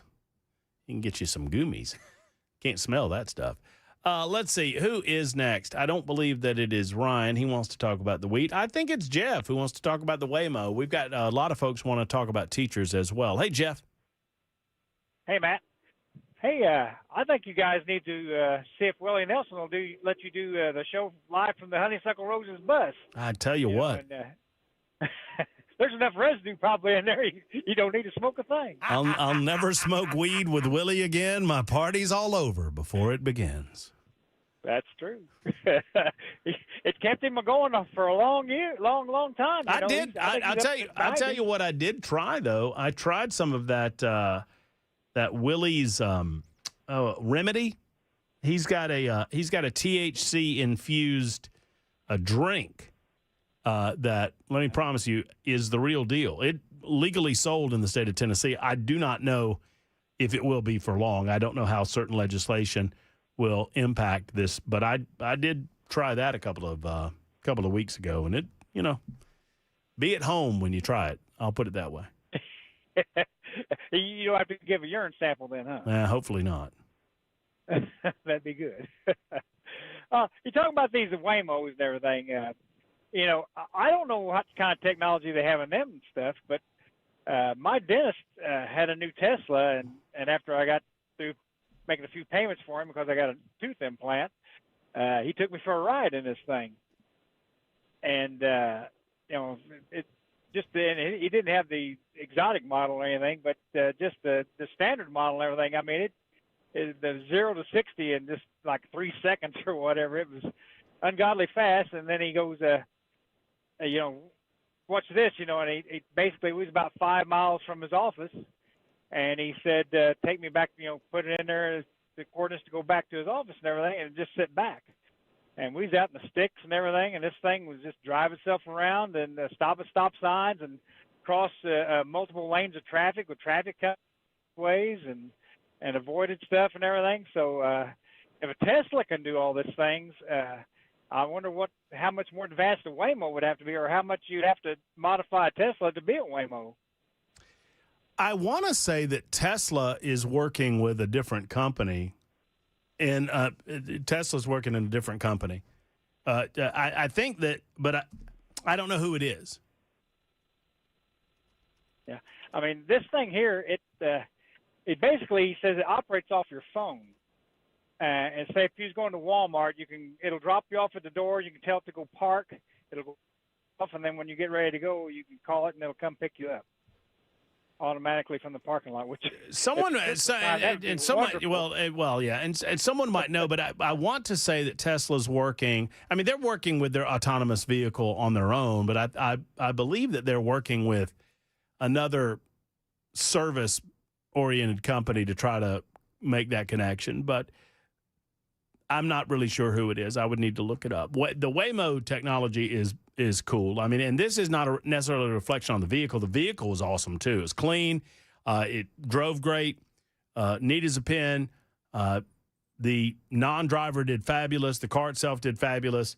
And it's my understanding that, like, for example, the tunnel that's currently being constructed. Did y'all see, speaking of the tunnel, oh, for all my tunnel haters out there in the listening audience, did y'all see the clean tunnel that they put up a couple of days ago? The boring company team, oh my goodness, this tunnel looks great. It looked so good. People thought that it had already been tricked out, and turns out, no, that was just the clean limestone that they've been digging under. They said that the tunnel is going great so far, and they can't wait to get it done. And the expectation is at first, the Teslas will be driven by someone, but as the autonomous technology takes over, that eventually those Teslas in those tunnels will be driverless as well. Oh, there you go. I found out who owns Waymo. Who's that? Google. Oh, well, there you go. That makes a lot of sense. Their parent company is Alphabet Inc., which is also Google's parent company. Yeah, that makes a lot of sense. All right, 10 minutes until the top of the hour. Robert, well, let me see. Can I slide one more in here? I believe that I might be able to. Caitlin. Hey, Caitlin. How are you? Hey, I'm doing great. How are you? I'm fabulous. What's on your mind, Caitlin?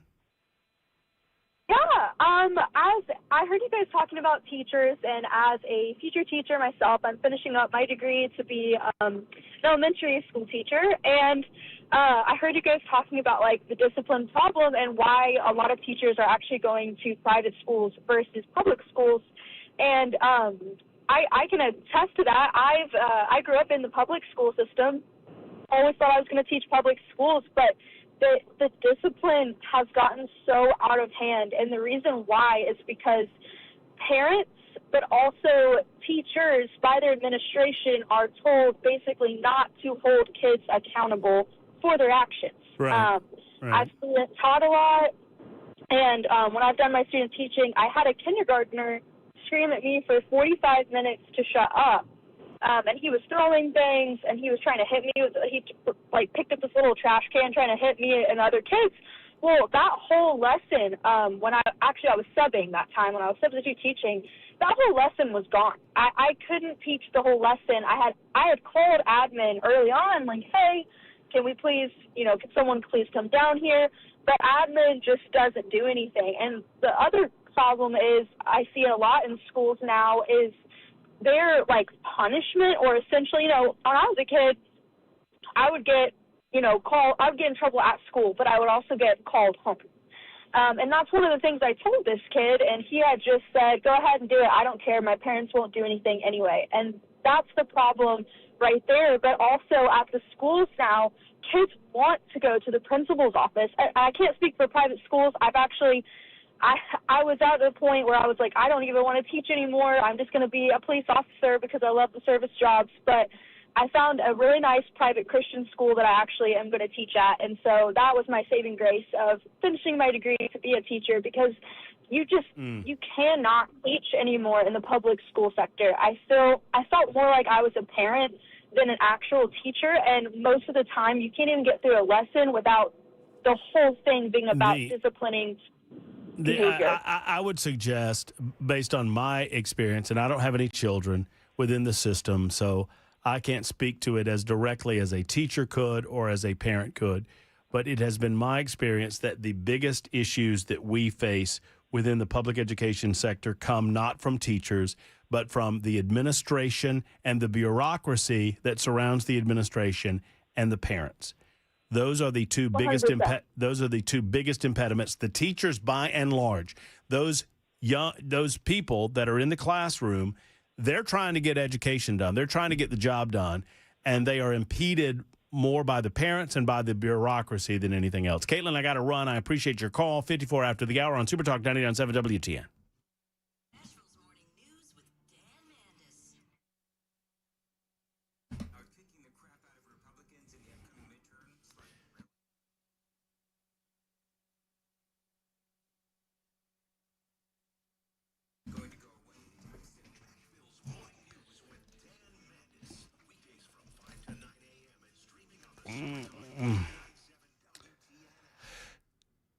Friends, we are in the midst of spring, and it is hot, hot, hot outside. That AC is probably running. Is it running as efficiently as it should? If not, it's time to call Jeff Eddy and Efficient Heating and Cooling. It's hard to find a trustworthy heating and air conditioning company around. I understand that, which is why I'm so proud to tell you about Jeff Eddy and Efficient Heating and Cooling, because I believe he is just that. And I've experienced it for myself.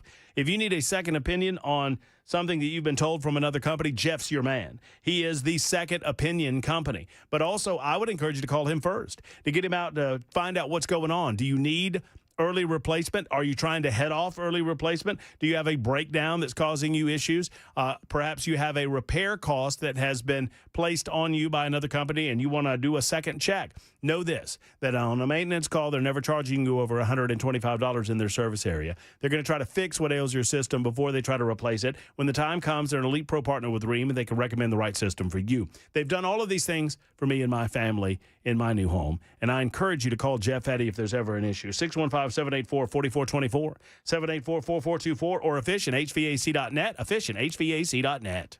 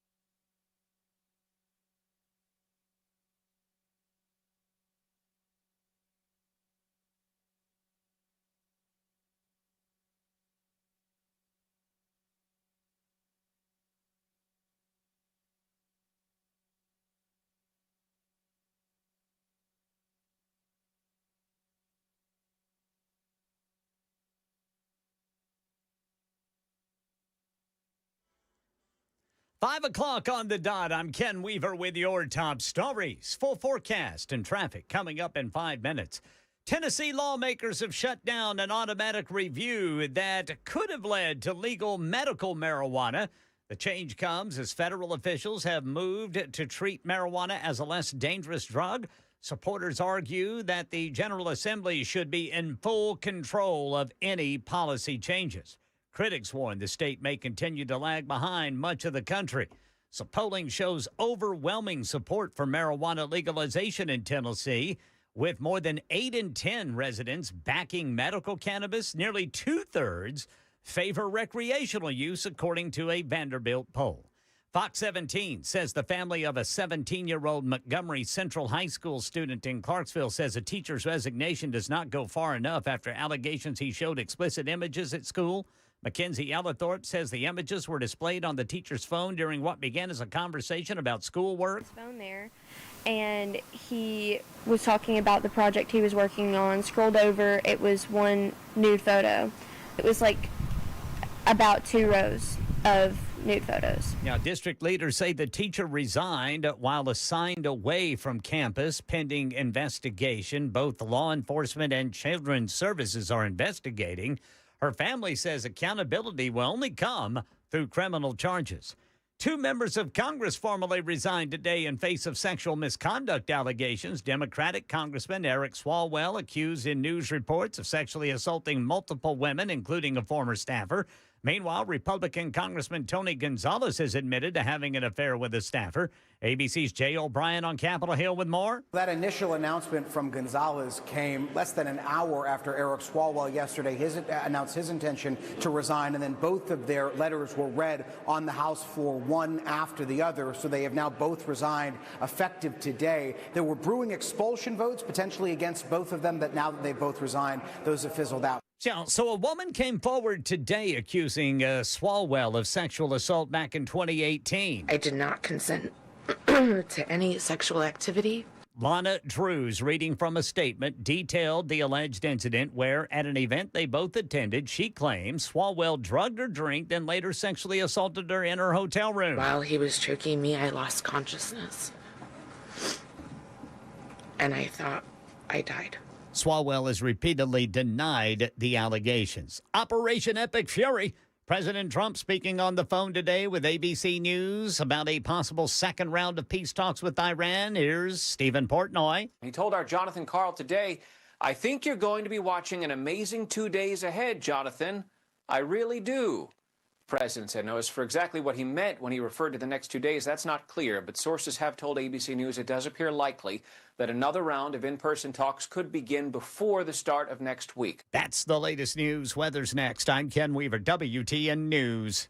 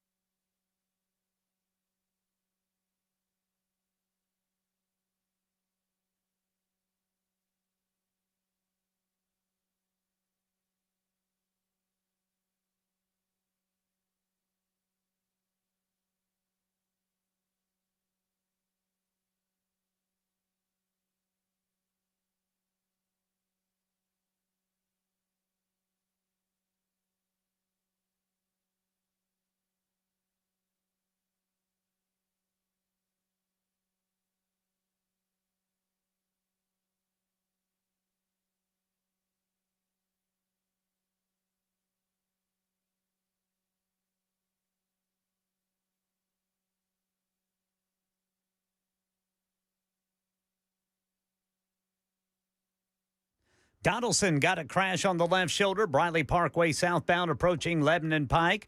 Got a crash 40 eastbound past a Fessler's Lane. In Laverne, a stalled vehicle blocking the right shoulder 24 westbound at Waldron Road. Also a stalled vehicle, right shoulder block 24 westbound west of Old Hickory Boulevard south. I'm Ken Weaver.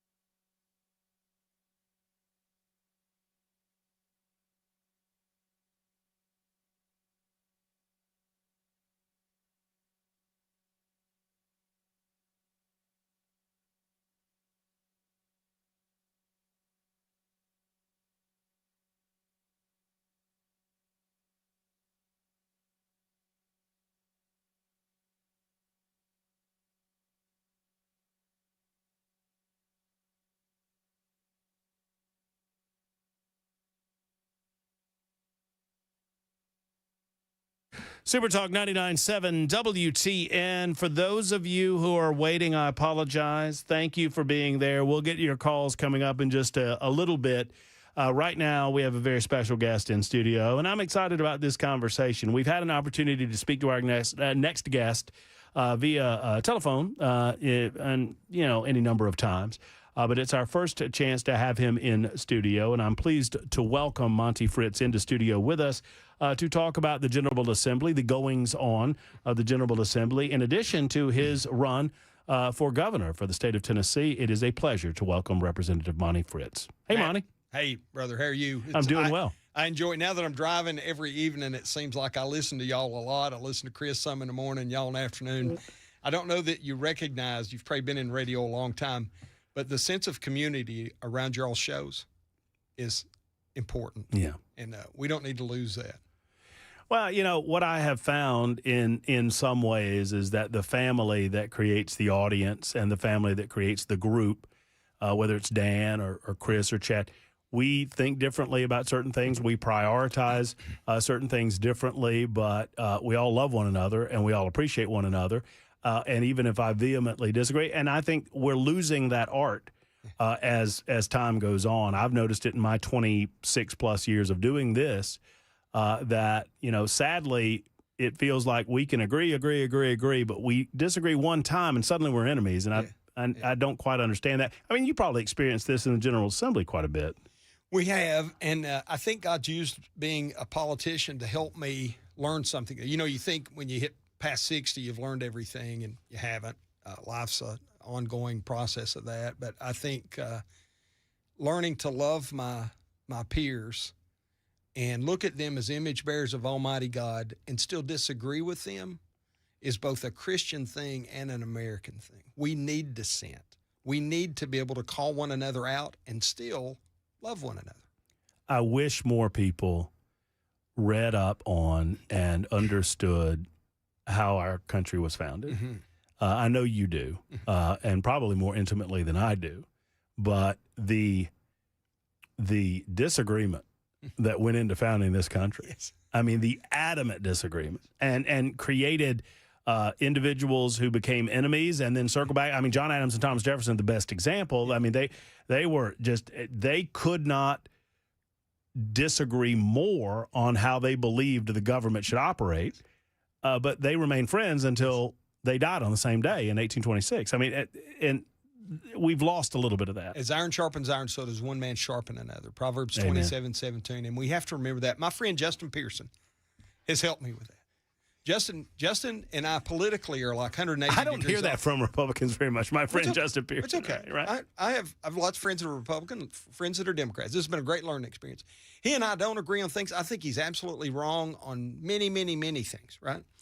But due to some things, Justin had a horrible life event take place that I had faced early in life, and I felt God somehow used that to tug at me and say, call this young man, talk to him, tell him what you learned Justin, I don't think you mind me sharing this. I mean, it's something important to talk about. I had a brother commit suicide years and years ago, and Justin recently had that a couple years ago. And so somehow in what I learned in that walkthrough, that's a dark valley, right? And so God just impressed upon me to reach out to Justin. I did. We've become friends. We greet one another with a hug, and we'll argue like cats and dogs about what's right and what's wrong politically. So I appreciate the good Lord give me that opportunity to repent some. Because it's easy to get into that because we disagree, we must be enemies. I reject that. I don't want to be that. As an aside, I'm compelled to ask, I think Justin's about to beat the brakes off Cohen. I mean, I really do. Yeah. I mean, I think he has I don't agree with him on much. Yes. And you know what? I don't agree with how perhaps he's going to vote when he gets to Congress. Yes. I don't want to presume, but I think he has a sensibility about him that's going to appeal to Memphis in a way that perhaps some of the other Democrats in the halls of the General Assembly don't. Justin God has blessed that young man to be bright. He's half my age. I'm 62. He's 31. And God's blessed him with a tremendous intellect. I think he's a compassionate person. And, you know, to quote one of my other friends up in the General Assembly, William Lamberth, I've heard him use this phrase many times. He'll say, we're all recovering teenagers. Where you are at this point in life, Matt, you look at some things differently than you did when you were in your 20s. And so do I. And I think truth first, compassion starts with truth, even if that's hard truth, right? We shouldn't lie to one another or blow smoke up one another's kilts. I don't believe in that. But, you know, I think we can get to a point where we can be honest and say, hey, we're just not going to agree on this, but I still love you. You're still my fellow Tennessean. And often that iron sharpens iron mentality of listening to the other side of arguments rather than shutting them down. It helps. Yeah, it helps reinforce what 100%. we think. Yeah. 100%. No, I agree with it. I agree with it. What compelled you to, and some of this is just getting to know you, and I know that many in the listening audience already know your backstory, but what compelled you to run? For state rep, just a frustration. I saw us practicing corporate welfare in Nashville. The Titan Stadium just rubbed me the wrong way. $550 million tax dollars to go to that. Good thing for here, but it's not. It doesn't fall within the constitutional bounds, I don't think. COVID, wear a mask, encouragement to take the jab. I had folks that either worked with or that had worked for me for a long time in Oak Ridge that were being forced to accept something into their bodies that they didn't want to at the risk of their jobs. And so it got me kind of fired up, and I decided I was going to run for office and try to make a little bit of a difference. And so frustration led to me running for state rep. You know what I disliked most about that era is that it forced good people to choose between doing something that they could not in good conscience do or lie about it. Yeah. And I was there. I did it. I did one of those two, and I'll just leave it at that. But I didn't like either of those choices. Yeah. And I was angry. I became very angry at the government for impressing upon businesses, in many cases, businesses that did not want to force their employees to make those types of decisions. The government was forcing the business, in turn forced the individual to make those types of choices. And it angered me about the levels that the government would go to try to do something like that. Yeah, me too. And we should never forget that. I think that was a low point. We've had several low points. I think our Constitution is a pretty good document, U.S. and state. I think our Declaration of Independence may be the sweetest non-God-inspired document ever written. And I think that we would do well to learn from what the intent of those documents are, not allow ourselves to get caught up in the perturbations of politics that for 250 years now, men have made mistakes with those. This was a period of time, COVID, that men made mistakes in getting outside the bounds of the authority that I think God give us. And so let's learn from it and move forward. Well, I talk often about, I refer to some of my friends over in the General Assembly as big government conservatives. You know, that small government's a wonderful thing until it's an issue that maybe I think a little bit differently on. And I see some of that going on in the General Assembly. I want to talk to you about it. I want to talk to you about your run for governor. I mean, what inspired you to do that? I feel called of God to do this. I really didn't want to be in politics to start with, Matt. I certainly don't have any desire to be governor, as odd as that may sound. But I am going to be obedient. There's an old church term that the Lord puts a burden on your heart. And I really feel like God just started putting a burden on my heart about this. And I kept doing the whole Heisman thing, stiff arming.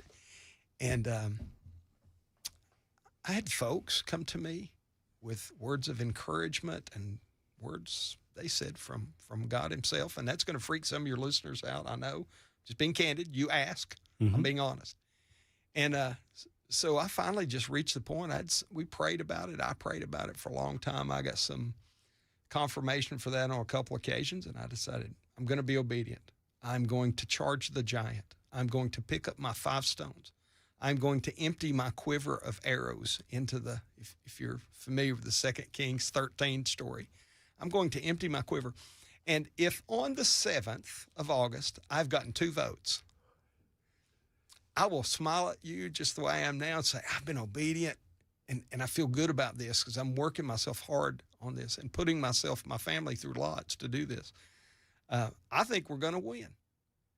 And I know when I say that to folks, say, Monty, you don't realize what you're up against. I do. And it's not Senator Blackburn, who served us well for a long time, and it's not Congressman Rose.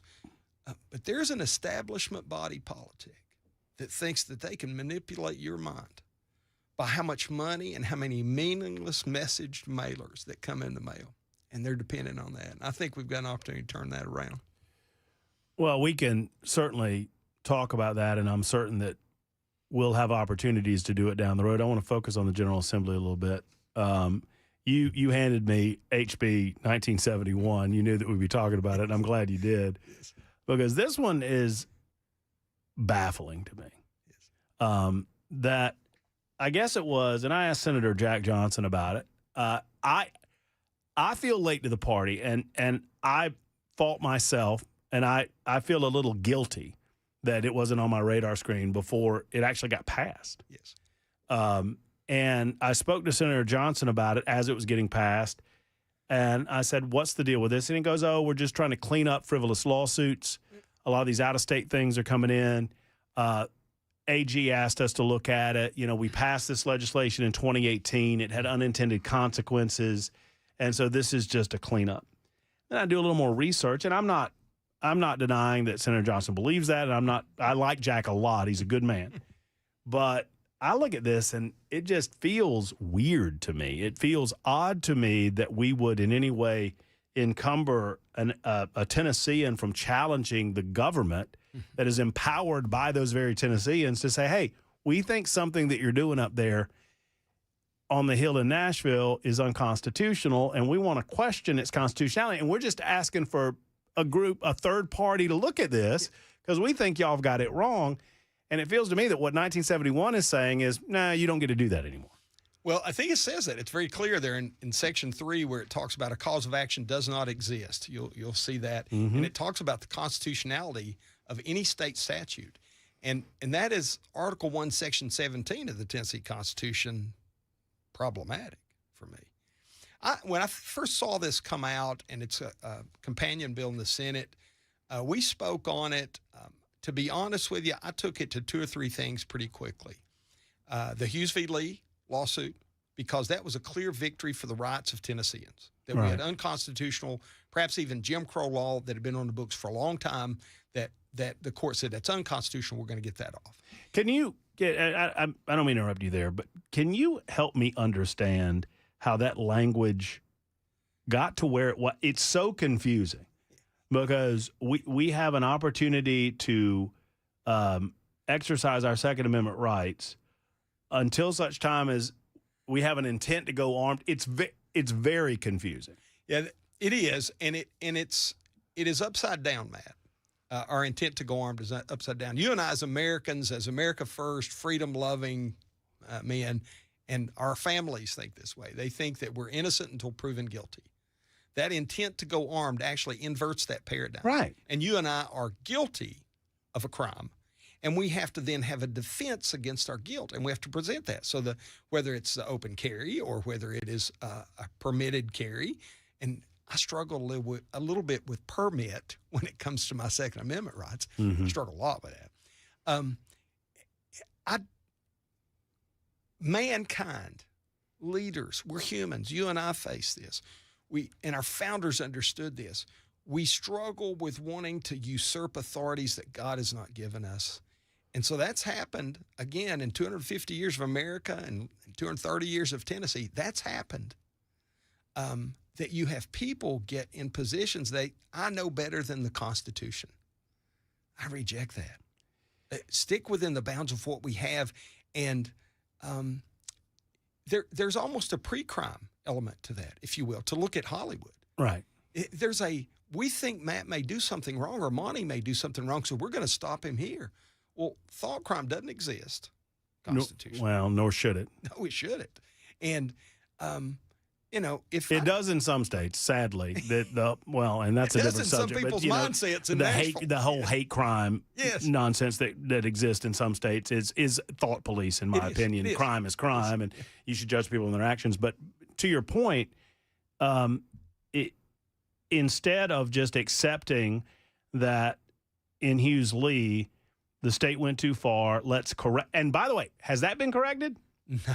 Well, so a couple of us are trying. And the really horrible part of this is, okay, we know this 3-judge Chancery District, Western District Court said unconstitutional. So I'd had a bill last year. I had a couple bills last year. I'm a big constitutional carry person. And so we pulled together two pieces of legislation, one that addresses the carry in parks and the intent to go armed specifically, work that together with Tennessee Firearms and NAGR and folks, make sure that we get it correct. And then we worked a second bill that does that, addresses campus carry. It addresses, because I don't think at 18 your son or my granddaughter forfeits their right to defend themselves when they go off to the University of Tennessee or MTSU or University of Memphis. I don't think that's constitutional to deprive them of that right. It's not smart, aside from that. But anyways, it took on that in several matters. And so Senator Gardner decides that he's going to roll all these good gun bills to the next calendar of 2027. There is an anti-gun bias amongst leadership in Nashville. I love these people, but I'm speaking the truth and love from Governor Lee down into the Senate and into the House leadership. There's an anti-gun bias that rules for thee and not for me. And we've allowed that to persist, and I think Tennesseans are fed up with it. My standard has always been this, Monty, and I'll tell you what. We'll take a time out. I want to talk to you about because I think the political left has done a really, really good job of framing this issue as guns bad. Like any introduction of a gun in any situation is always a negative thing, and they've psychologically infected us with that framing. And it has somehow infected even conservative mindsets. It has. Where, well, yeah, of course you can carry a gun, but not in a mall. Yes. Well, why not in a mall? Yeah. Of course you can carry a gun, but not on a college campus. Well, why not on a college campus?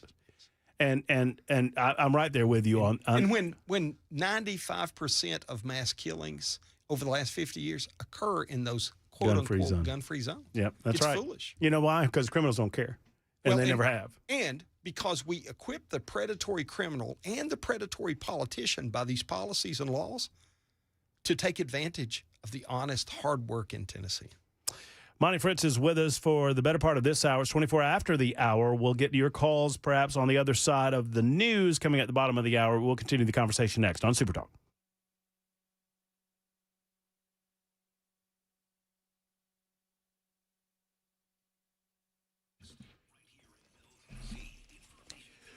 Ooh. Hey, friends, it's Matt Murphy, and you know what you don't know in some cases can hurt you, and you probably already knew that. Well, let me ask you this question. When it comes to your health, you probably want to know what's going on inside of your body, right? You don't want to hope that everything's just fine. Well, A lot of people feel great. They have no idea what's going on. Maybe you have experienced a symptom or two and you want to believe that it is nothing. Well, I have a solution for you. It's called Craft Body Scan. This is modern technology at its finest. Right now, Craft Body Scan, which is a full body scan opportunity for you to see what's happening in your body. It's non-invasive. You get the scan done in about 5 to 8 minutes.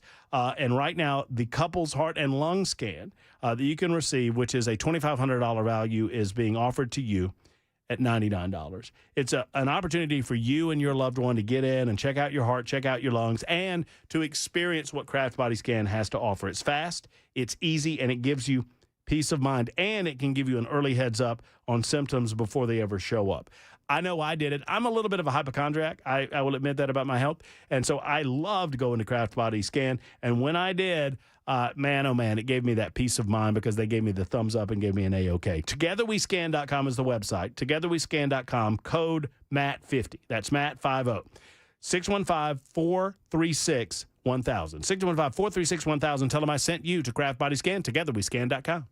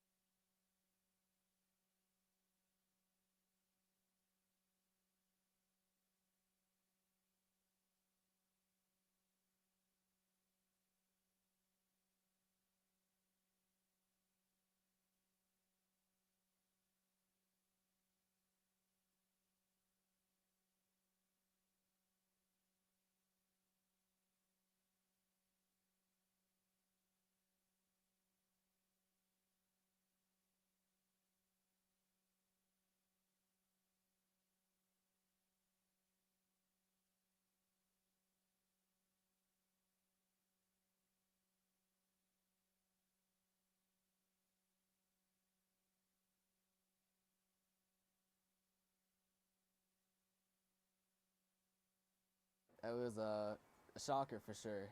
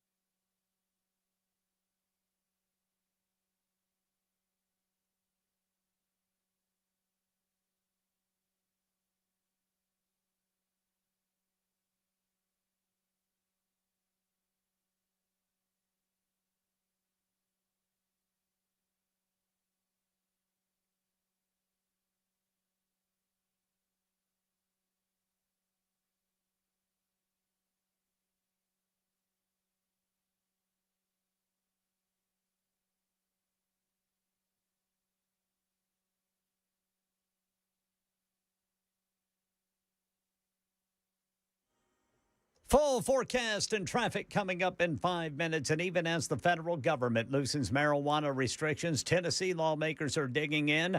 The Tennessee and Senate Republicans passed a bill blocking state agencies from adjusting marijuana policy without new legislation. Supporters say the General Assembly, not federal changes or state commissioners, should decide marijuana policy. Opponents argue the legislature has stalled for years despite strong public support for medical cannabis. Vanderbilt polling shows about 81% of Tennesseans support medical marijuana. Nearly two-thirds support recreational. Fox 17 says a Clarksville family is calling for criminal charges after a Montgomery Central High School teacher resigned amid allegations of showing nude photos to a student. The district says the resignation occurred while the teacher was under investigation by law enforcement and child services. The student, Mackenzie Ellithorpe, says the incident has had lasting emotional and social impacts. Nude photo. It was like about 2 rows of nude photos. No charges have been filed, but the allegations are under investigation. And a woman has come forward today accusing former California Congressman Eric Swalwell of sexual assault. Lana Drews told a news conference today Swalwell drugged her drink, then later sexually assaulted her in his hotel room in 2018. While he was choking me, I lost consciousness. And I thought I died. I did not consent to any sexual activity. Although I did not undergo a rape kit at the time, I disclosed the assault to the people closest to me. Swalwell has repeatedly denied the sexual assault allegations, calling them false, while also apologizing for what he described as, quote, past mistakes in judgment. That's the latest news. Weather is next. I'm Ken Weaver, WTN News.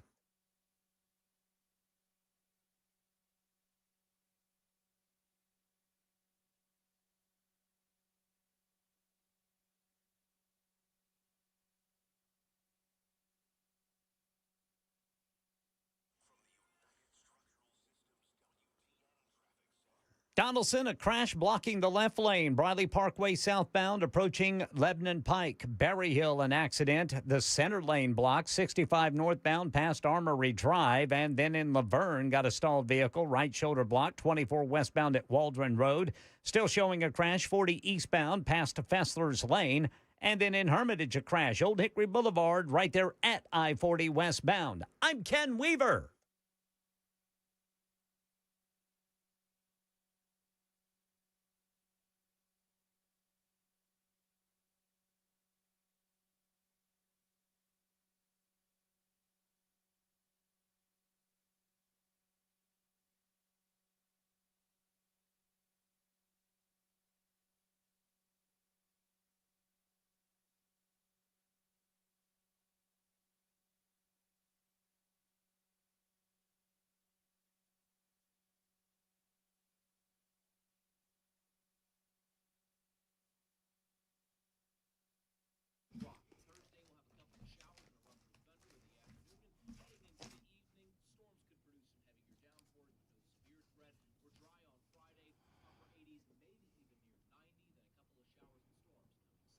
Hi, friends. Matt Murphy for J.K. and Erica Brister and the family that is U.S. Pest. Folks, we are, I'm going to put a fine point on it.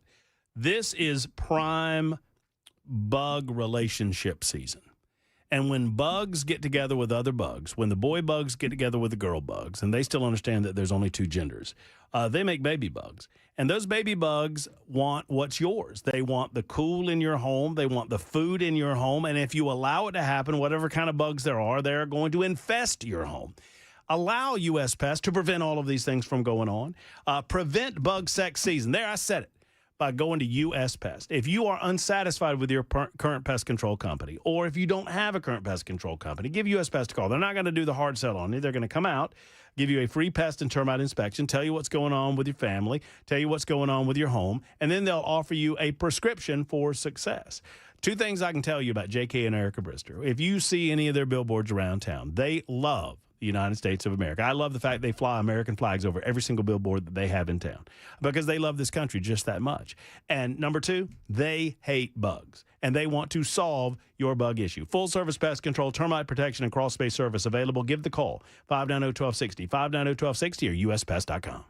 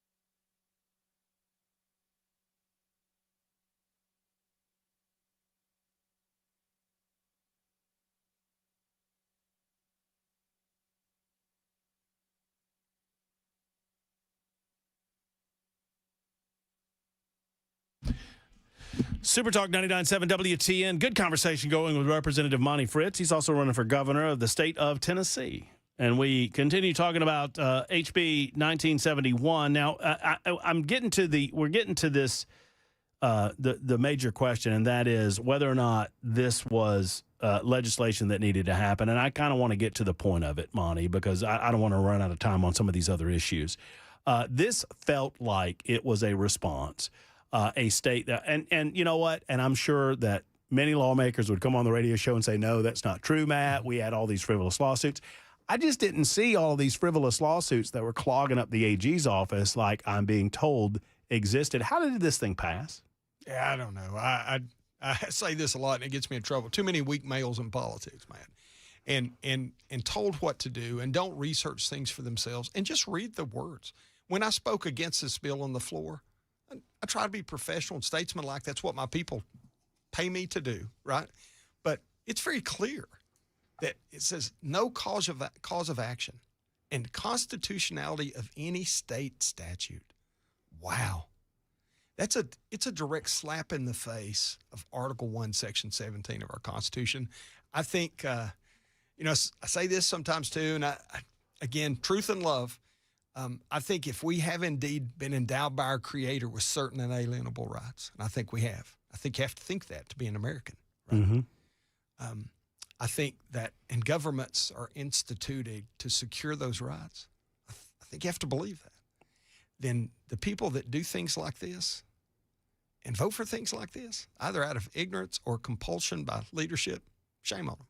It's shame on them, because it is an assault on the rights that we think we've been given as God. That bill is. And for those that perhaps have not been following along, my understanding of it, correct me if I'm wrong, is that you as a citizen of Tennessee, if you believe that the General Assembly, for example, has passed something that is against the Constitution of the state of Tennessee, that I would have to demonstrate some sort of harm, specific harm, before I'm allowed to challenge the constitutionality of that law. So I have to be hurt prior to getting an audience before a court. Yeah. And that's it, right? And maybe that means you're arrested because you were carrying a firearm. Everybody I know that carries a firearm intend to be armed.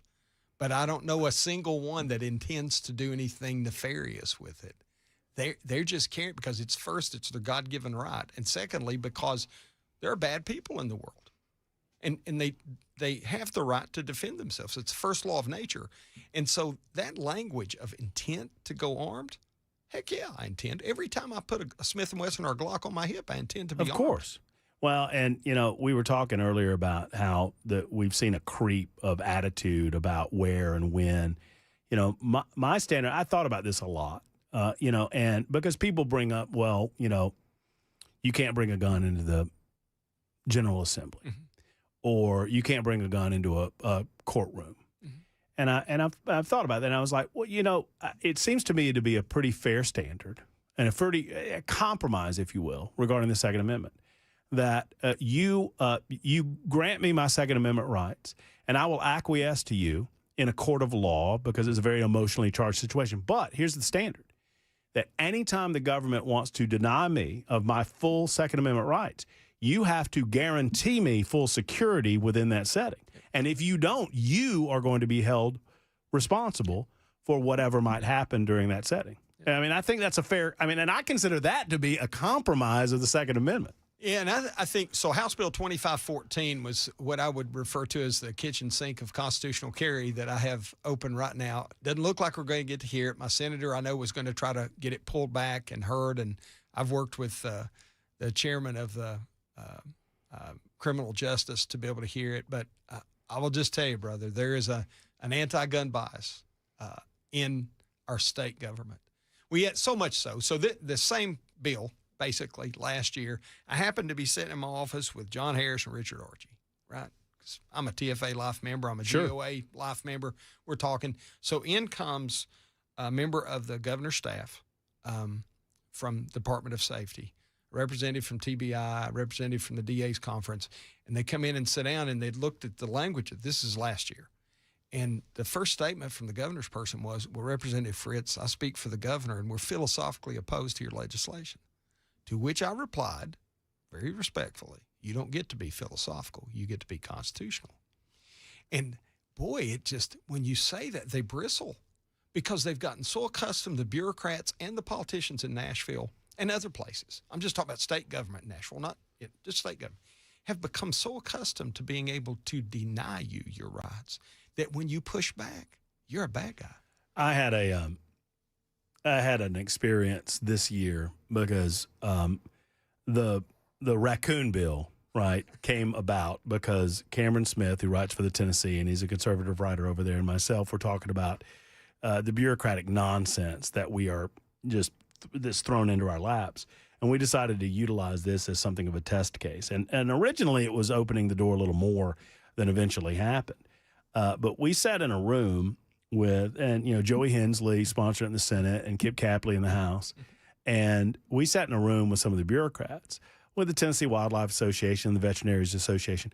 And we were trying, and I was trying to get to the bottom of why the license was necessary. And at one point during this conversation, one of the bureaucrats, and I'm not trying to call them out, but they were like, well, you don't educate without licensing. And I'm like, man, this sounds so, it's so purely bureaucratic that you have to get licensed through the state and pay a fee through the state for you to get your education. Yeah. I mean, it's just nonsense. I just wonder if that bureaucrat had a toothpick from a raccoon because they probably had never been a coon hunter. Right. And, yeah, isn't that offensive? It's ridiculous. And so you mentioned Senator Hensley and Kip Capley, I think, are both really common sense men. Yeah. Have a lot of respect for both of them. And so you face that a lot, and we've allowed the bureaucracy to be heavy-handed, and we do need a little liberty and less government approach in Tennessee, I think. Why is there such a rush on the expansion of education scholarships? Now, I know that you were against it last year. I was in favor of it. And you and I talked a little off air about why, but I've turned on this to a certain degree simply because of the insistence that people have to expand something that did not exist 12 months ago. And they're telling me the reason they have to is because so many people are so excited about, well, of course they're excited about getting, quote unquote, free money from the government. I just want to see a data set. I want to make sure that what they claimed this was going to do is working, to be comfortable before we expand it. And yet here we are, and they're set to expand it if the Senate concurs with the House by another 15,000 scholarships. So what started as the golden calf has become the golden heifer. And as that calf grows into a fully bred heifer, I don't think we're going to be able to fiscally stand what it's going to do to us. Now, you know, I think it's unconstitutional, period. I plan to end it. I do. But aside from that, just for the fiscal sustainability of what we're doing here, doesn't make any sense. There's not going to be a model where you either continue to give everybody an opportunity, because you have to ask the question, do we stop at 40,000? Do we stop at 35,000? What about that 50,000 person? I've asked all this. Where are the percentage caps? Yeah. I mean, right now, if you're at, there's what, roughly 1 million school-age children. And so if you're at 50,000, you're at 5%. Well, where's the magic number that you put a cap? Is it 10%? Because, I mean, Senator Blackburn, and I love Senator Blackburn, but she's already said, oh, boy, can't wait till I'm governor. We're going to expand this thing even further. I'm like, how far are we going with this thing? Yeah, well, John's kind of said the same thing, too. And I think they're too worried about offending President Trump with something they say. I support school choice. You support school choice. I don't support a socialistic approach to incentivize that choice for everybody. I just don't support the idea of paying for something twice without fixing the original something. Yes. Yeah. And my take all along has been, if this does not go to the heart of solving the issues that we have in public education, then this is not working. Yes. It has to do both simultaneously. Yes. And if the solution is to give everybody that option, we can't fiscally stand that. That's right. And if the solution is to not hold highly accountable our LEAs, then we're going to take 35,000 or 40,000 or 20,000 or whatever the number is of people and incentivize their decision, many of whom were already going to a private school. And I don't know that really helps. I will tell you one thing I think it has done from talking to good public educators across the state from Tennessee's West Coast to the Smoky Mountains. Some of the moving standard of things, and certainly we have some problems in our schools, certainly, many.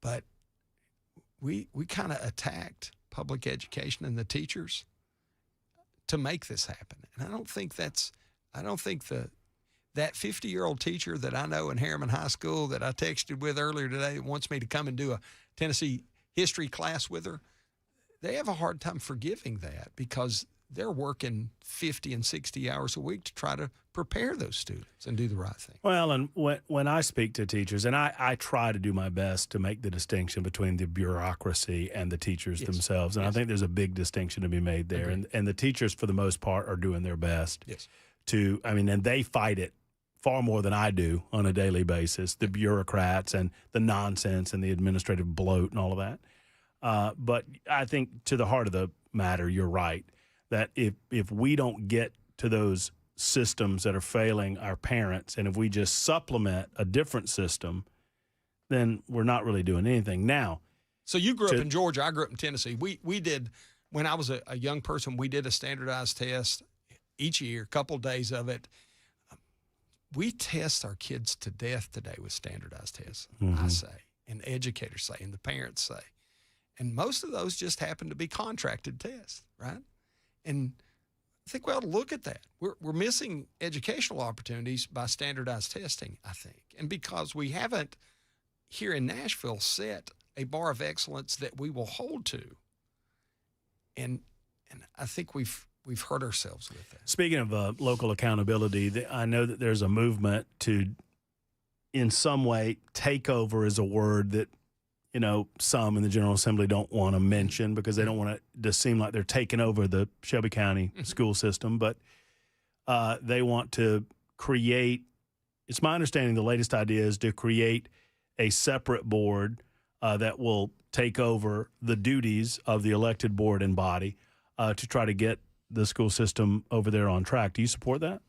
I think so. I haven't seen that final version of that bill yet because I'm not on the education committees anymore. I will see it. I think it's going to come to the floor. I think that when you talk about, there's been lots of debate about how much money is being spent and how much fraud is in that expenditure. I think those are questions we ought to always be asking, not just of Shelby County, but all 95 counties. Sure. Right? Because we are to be good stewards of the people's money. And I am supportive of setting a high standard and not letting the kids down. So I've door knocked down in Orange Mound a couple times. And I hear this routinely from folks in Orange Mound, in Memphis. Crime, schools, do something about the education that's failing and the corruption.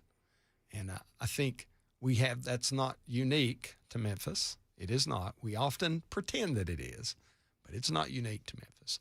And we need to address those matters. Do you believe that, speaking of that, do you give any credit to the governor's office for their relationship with the president, their relationship with the federal authorities, and the effort that they've engaged in, along with local authorities in Memphis, to try to eliminate the crime? It seems like, if the statistics are to be believed, this has been wildly successful. I think so, and I think Brent Taylor has taken that fight on, and I appreciate what he's done. I think that one of the other questions I get in Memphis is, well, why did you all wait so long to send us some help?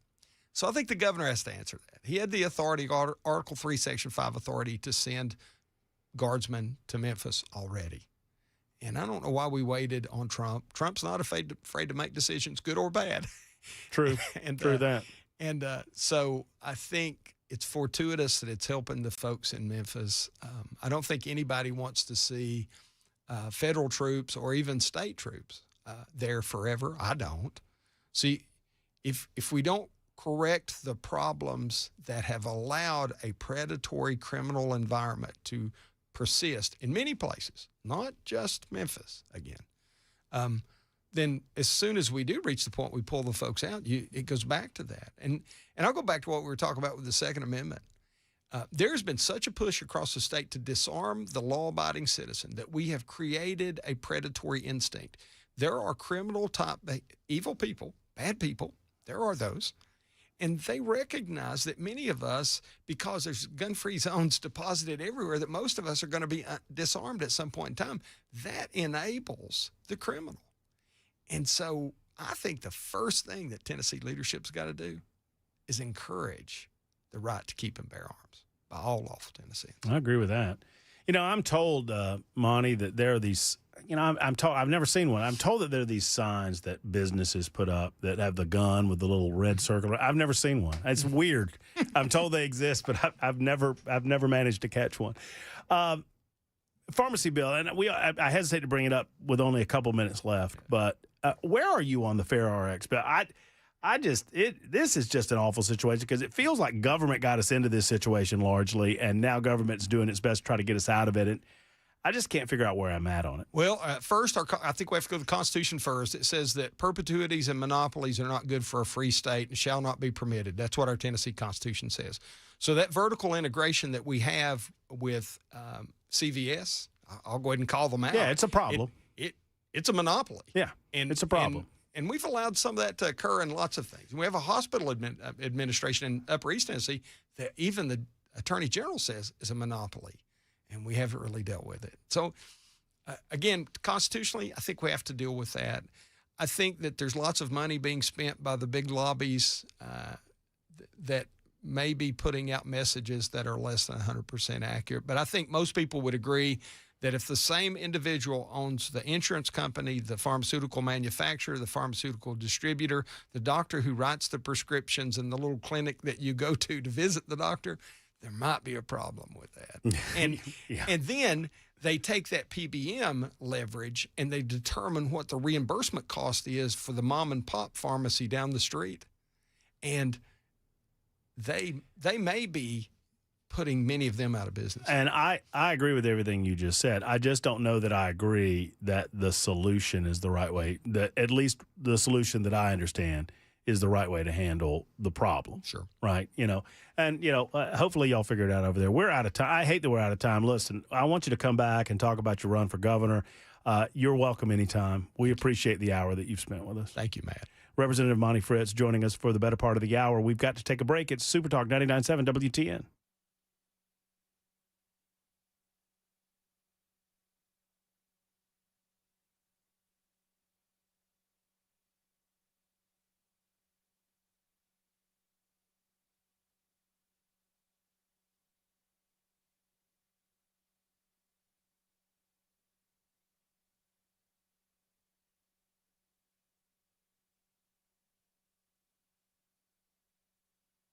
Hello, friends. It's Matt Murphy, and I want to talk to you fellas for just a moment. If your energy is off, if things are not working the way that they used to, if it's gains in the gym or even going to the gym or perhaps something going on in the bedroom, you are not alone. I've been telling people about the Tennessee Men's Clinic powered by Men's Pro for a long time.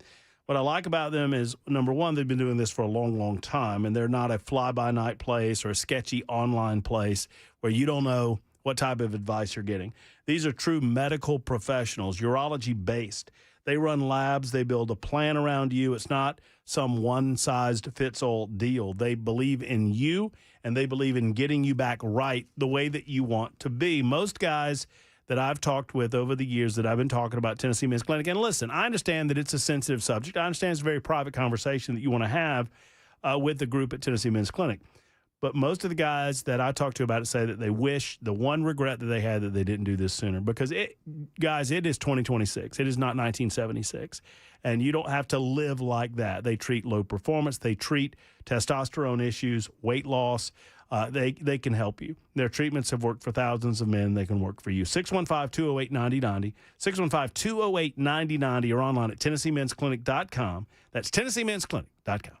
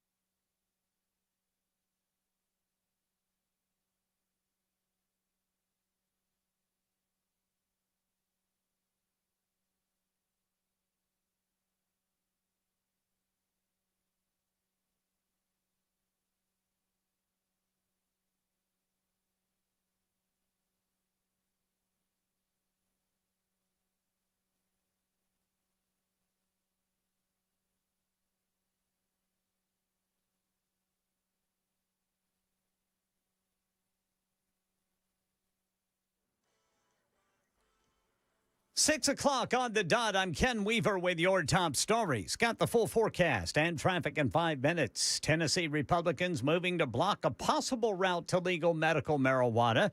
The Tennessean says they're sending a bill to Governor Lee that prevents state health officials from automatically reviewing marijuana laws if the federal government changes its classification, which could have opened the door to legal medical use without new legislation. In December, President Trump signed an executive order expediting the reclassification of marijuana as a less dangerous drug and recognizing its medical benefits. Well, the family of a Montgomery Central High School student in Clarksville says a teacher's resignation is not enough after allegations he showed nude photos to their daughter. Mackenzie Ellithorpe telling Fox 17 the teacher pulled out his phone and scrolled, revealing a nude photo of himself, and more explicit images became visible as he continued scrolling. It was like about 2 rows of nude photos. The teacher has stepped down. Meanwhile, law enforcement and child services continue to investigate. Another woman goes public today accusing now former Congressman Eric Swalwell of sexual assault. She claims he drugged and raped her. And he choked me. And while he was choking me, I lost consciousness. ABC's Alex Stone in Los Angeles now has a response from Swalwell's attorney. After new allegations were made against Eric Swalwell, his attorney has now issued a statement calling the accusations against Swalwell false, fabricated, and deeply offensive. His attorney says Swalwell unequivocally denies each and every allegation of sexual misconduct and assault, and that they are a calculated political hit job designed to destroy Swalwell's reputation. Operation Epic Fury. President Trump on the phone today with ABC News about a possible second round of peace talks with Iran. ABC News national correspondent Stephen Portnoy reports from D.C. Trump said it's his sense that Iran really does have a different regime now, that the U.S. and Israel took out the radicals. And with respect to the blockade, which the president says is holding 100%, this is his quote, "Everybody respects us," which they didn't 2 years ago. He said he had to go after speaking to John for just under 10 minutes. He said, "The Iranians are waiting to speak to me right now." Meanwhile, new polling shows where Americans are on the war. 60% of Americans disapprove of the conflict compared to just 35% who approve. More than half of those polled in a new Ipsos survey say the decision to attack Iran wasn't worth it. More than half say the war has had a negative impact on their own finances. And almost 2/3 say they think the price of gas will continue to rise. When asked about future stability in the Middle East, 52% of those polled say they think things will be even worse than they were before. That's Sherry Preston reporting, and the latest news, traffic and weather next. I'm Ken Weaver, WTN News.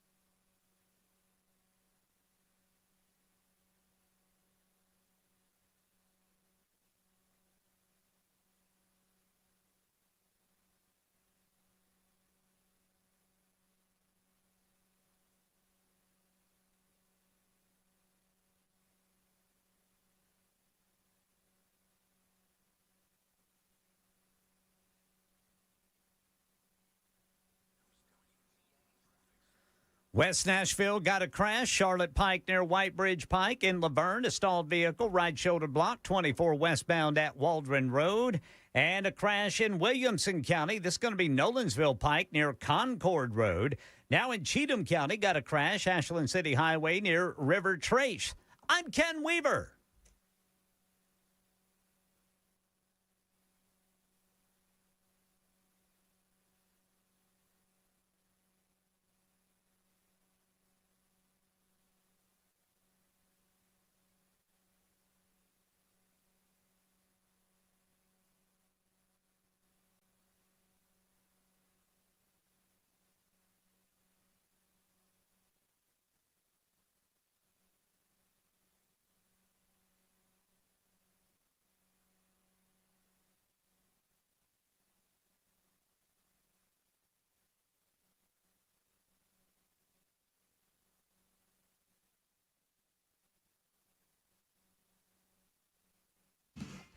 Super Talk 99.7 WTN.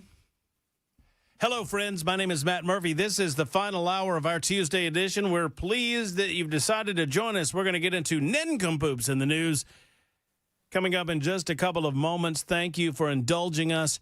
Our continued interview with Monty Fritz, whom I like very much. I like Representative Fritz. He seems a good man, and I appreciate him spending the better part of an hour with us. We'll have additional conversations as we move forward with the General Assembly and, obviously, with his run for governor.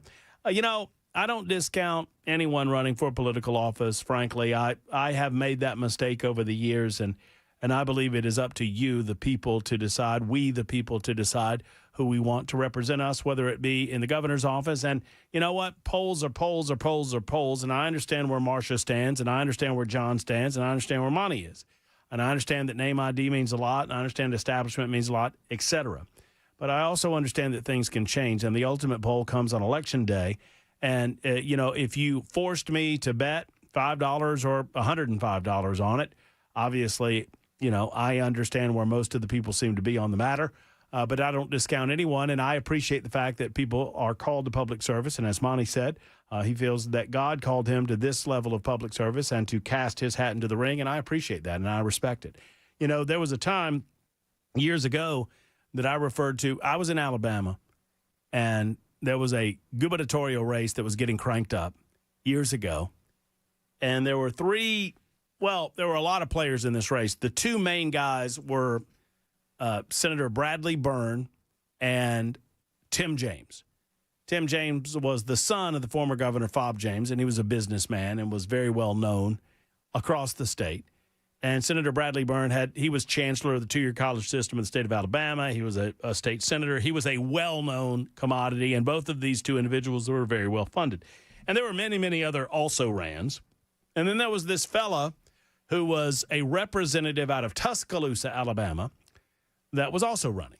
And that person, his only claim to fame outside of being a local representative in the House of Representatives in the General Assembly, or the legislature as they called it in Alabama, his only claim to fame was that he was Bear Bryant's dermatologist. That's right. He was Bear Bryant's skin guy. That was it. And so we had Robert Bentley on the show, and he asked to come on to announce his run or to talk about his run for governor. And, Ken, I nicknamed Robert Bentley Snowball. I said, well, I'm going to call you Snowball. Yeah. And he says, why is that?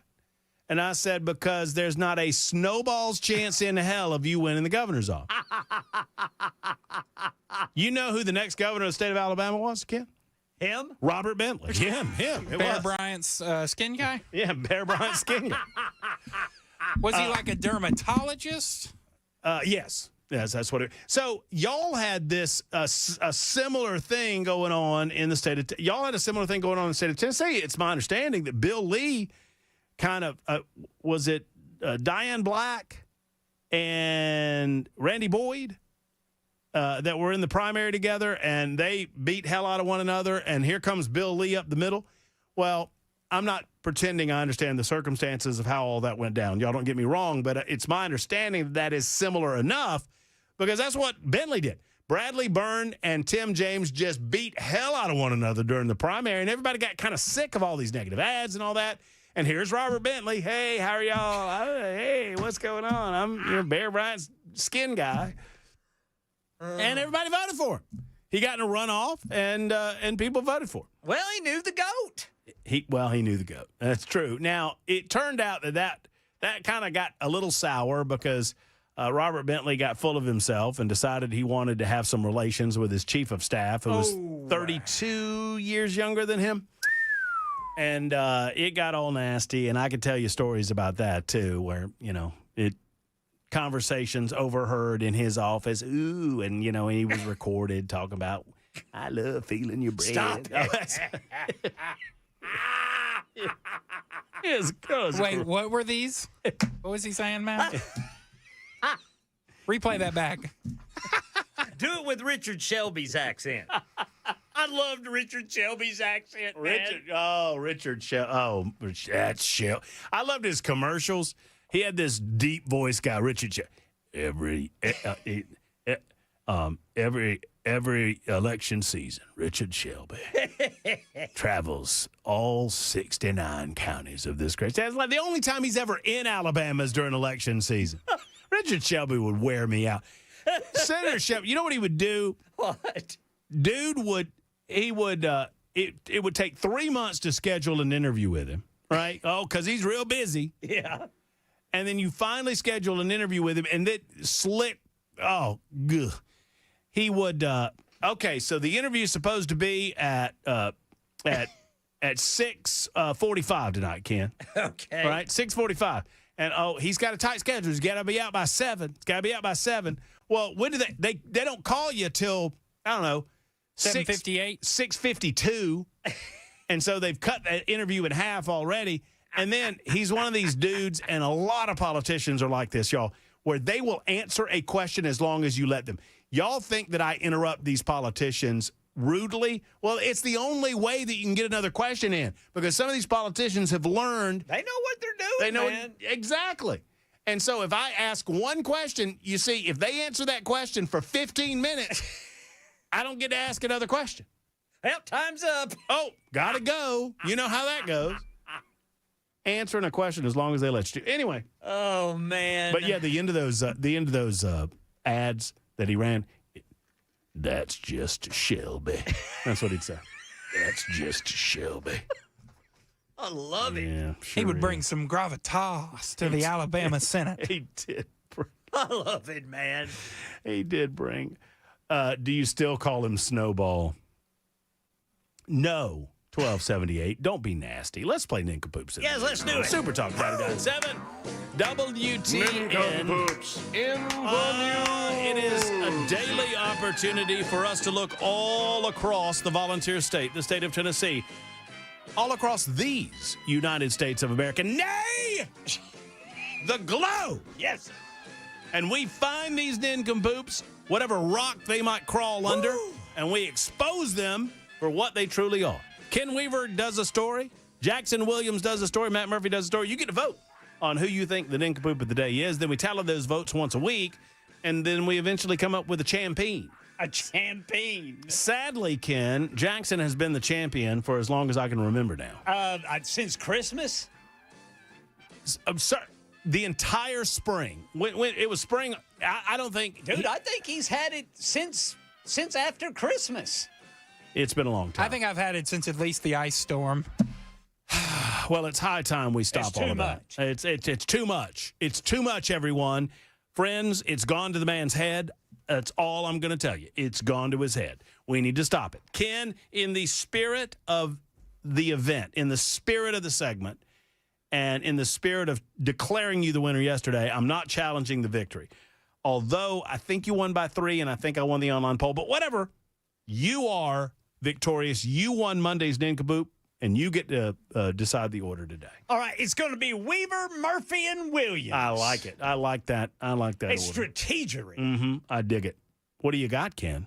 All right, you boys ready? I'm ready. Nude woman arrested after assaulting customers in White Oak Giant Eagle, police say. Yee. A North Huntington woman, this in North Carolina, faces multiple charges after she removed all of her clothes and was fighting inside a White Oak Giant Eagle.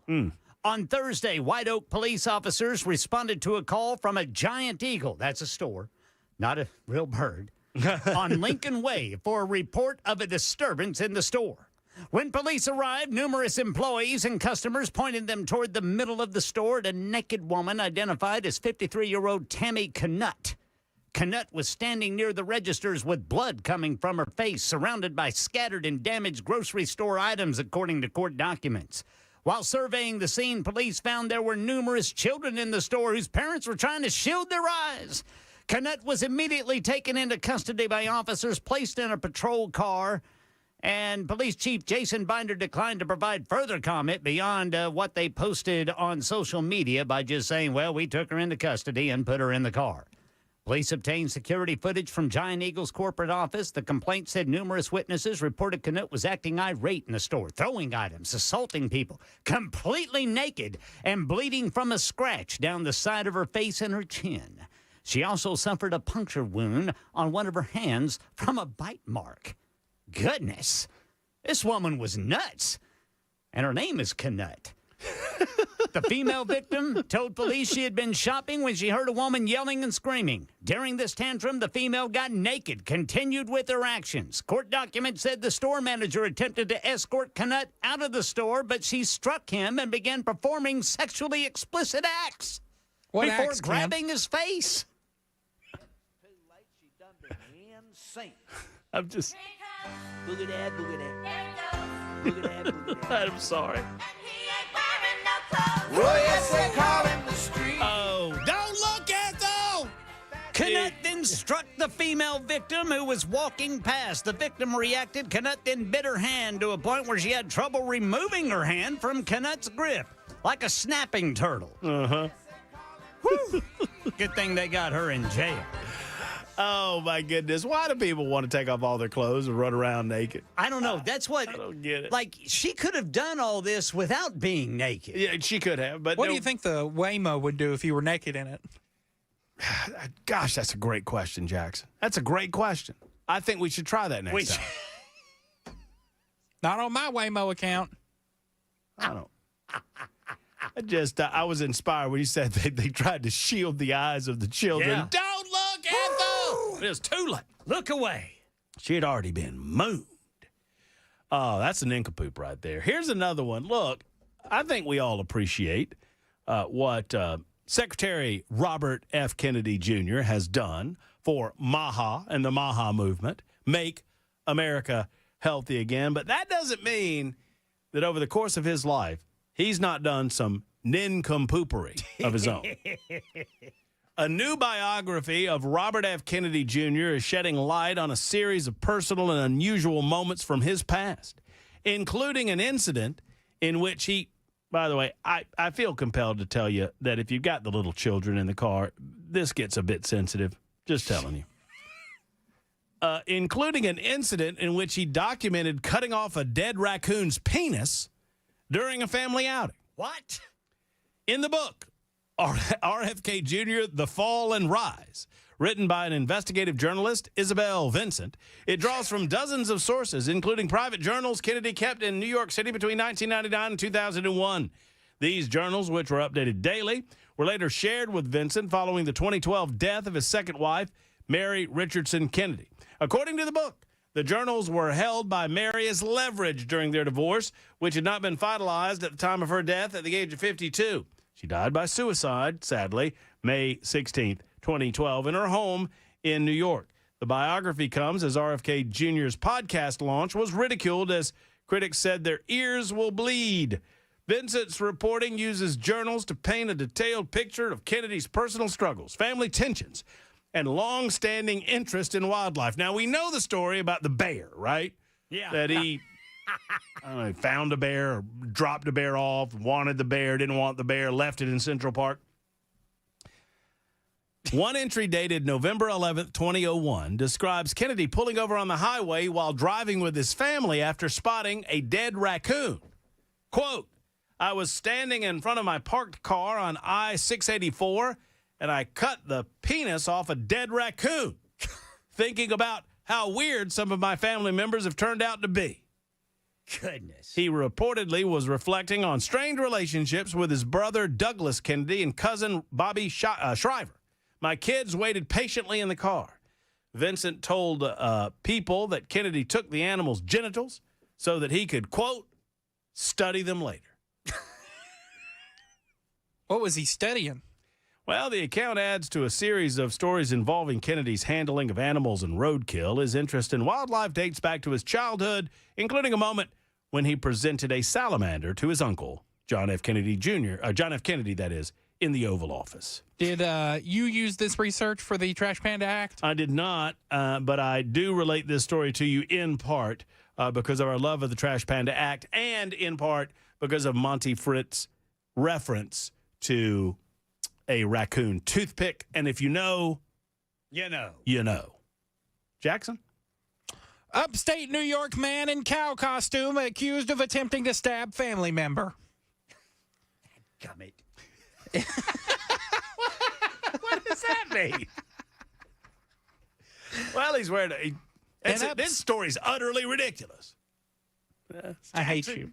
An upstate New York man is accused of attempting to stab a family member while he was dressed as a cow.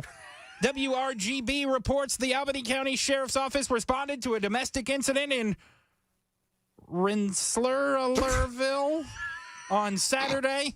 Deputies arrived at a home on Jubilee Nobody would Road. know if you just made it up. I mean, I pretty much did. That's horrible. Deputies arrived at a home on Jubilee Road at around 7:30 p.m. Jubilee. Anthony Papalalu, 47, of Waterford, New York, was arrested after attempting to stab a male family member with a knife. According to the Sheriff Craig Apple, Papalalu allegedly struck the victim in the leg with his car door before fleeing the area. Papaluhu. There are reports that Papalalu was found afterwards and detained by Rotterdam police. Papalalu was transferred to the Albany County custody. He was wearing a cow costume at the time of his arrest, according to Sheriff Apple.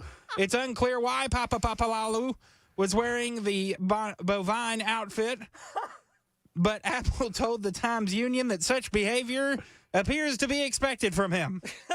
The victim, whose name was not released, refused EMS treatment at the scene. Police did not specify their relationship to Papalalu. Jeez, Papalalu was charged with second-degree attempted assault, second-degree reckless endangerment, second-degree menacing, and fourth-degree criminal possession of a weapon. He was arraigned in Rensselaersville Town Court on Sunday and released. Do you think we're going to be moved by that story, Jackson?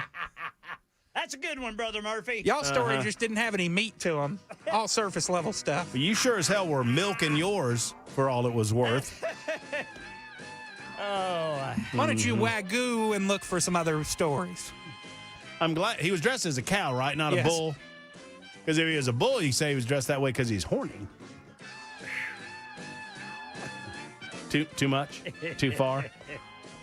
Papalalu. It sounds like he had some beef with his family. Let's steer this in a different direction. 24 after the hour, Super Talk 99.7 WTN. That's how we play. Now you vote. And voting is open until about 6:40 tonight. Vote early, vote often. Super Talk 99.7 WTN. Move your votes on over to me.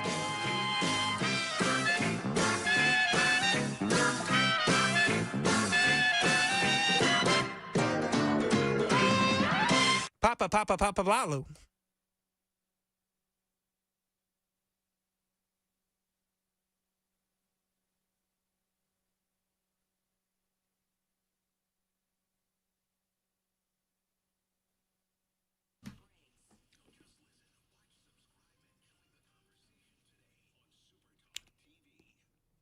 Here's what folks say about Kraft Body Scan, those who have experienced it, and I've experienced it, and I'm going to tell you mine in just a moment. The scan was quick, non-invasive, and I walked out with real answers. It was incredibly reassuring.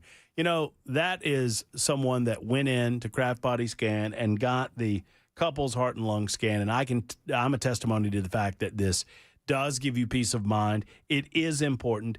A lot of people, you don't know what's going on in your body, and sometimes when symptoms present themselves, you have waited too long and in some cases too late. Let's not allow that to happen to us, especially considering that Kraft Body Scan is offering their couple's heart and lung scan valued at $2,500 for just $99. Friends, this is an incredible deal, almost too good to imagine or believe.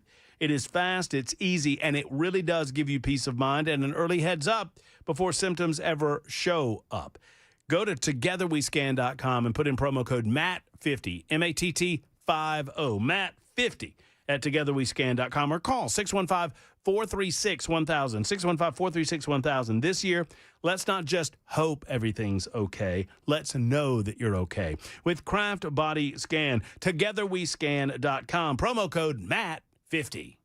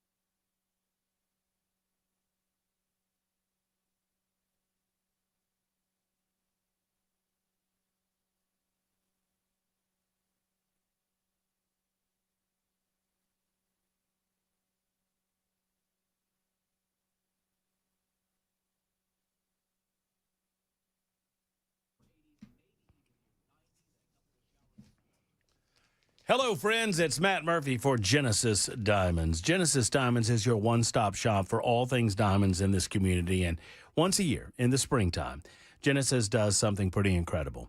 It's a 3-day massive store-wide sale with incredible savings up to 35%. Now, this is happening this year on April 24th, 25th, and 26th. And I want you to mark your calendars. Now, when I say sale, I mean sale. Genesis does not, and I've told you this for years, they don't mark things up just to mark things down. This is a real sale, and we've been around a while, and we know what a big deal this is. It's exclusive designer jewelry that's flown in just for the event. It's big savings on rings and earrings and pendants and bracelets and bands and case after case of mind-blowing deals. During the event, you can take advantage of extra discounts on natural diamonds or lab-grown diamonds. Colored gemstones are also included. It's a once-a-year spring savings event with special financing also available. This is happening for 3 days, up to 35% off store-wide. If you're getting engaged this year, now's the time to buy. If you're looking for that big-time anniversary or, gift for the birthday or the loved one in your life, just because, this is the time to buy. April 24th, 25th, and 26th only at Genesis Diamonds online, genesisdiamonds.com, Green Hills, and Cool Springs.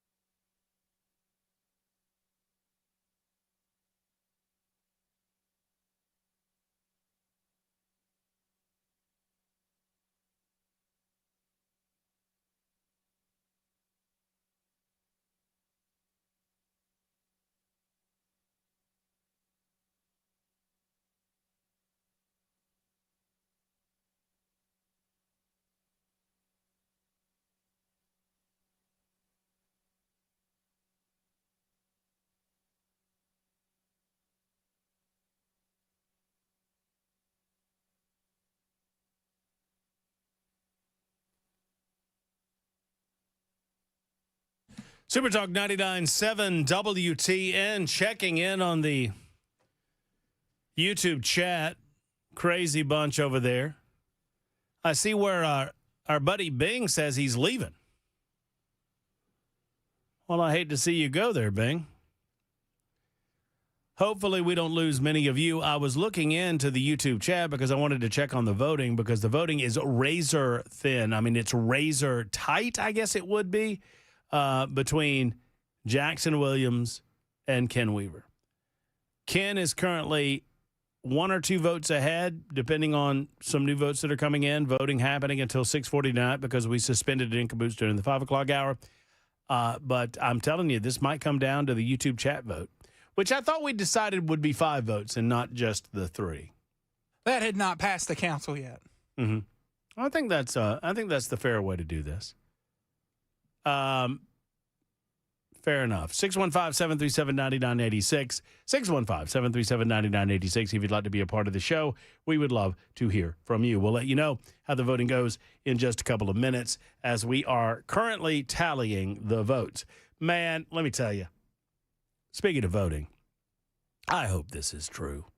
Did y'all hear that Kamala Harris, former Vice President of the United States of America, de facto 2024 Democratic presidential nominee, because Joe Biden couldn't manage to keep his adult diapers on,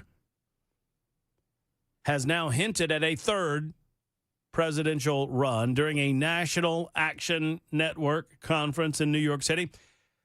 Harris answering a question from Reverend Al Sharpton, who asked her point blank if she would run in 2028. She said, "Listen, I might. I'm thinking about it." Let me also say this. I served for 4 years being a heartbeat away from the presidency of the United States. I know what the job is. I know what it requires. The crowd erupted, chanting, "Run again, run again, run again." And man, oh man, I hope she does. A 2026 poll from the Center Square found that Harris remains a potential frontrunner in the 2028 presidential race. 31% of Democrats and left-leaning independents said they'd vote for Harris if the Democrat presidential primary were held today.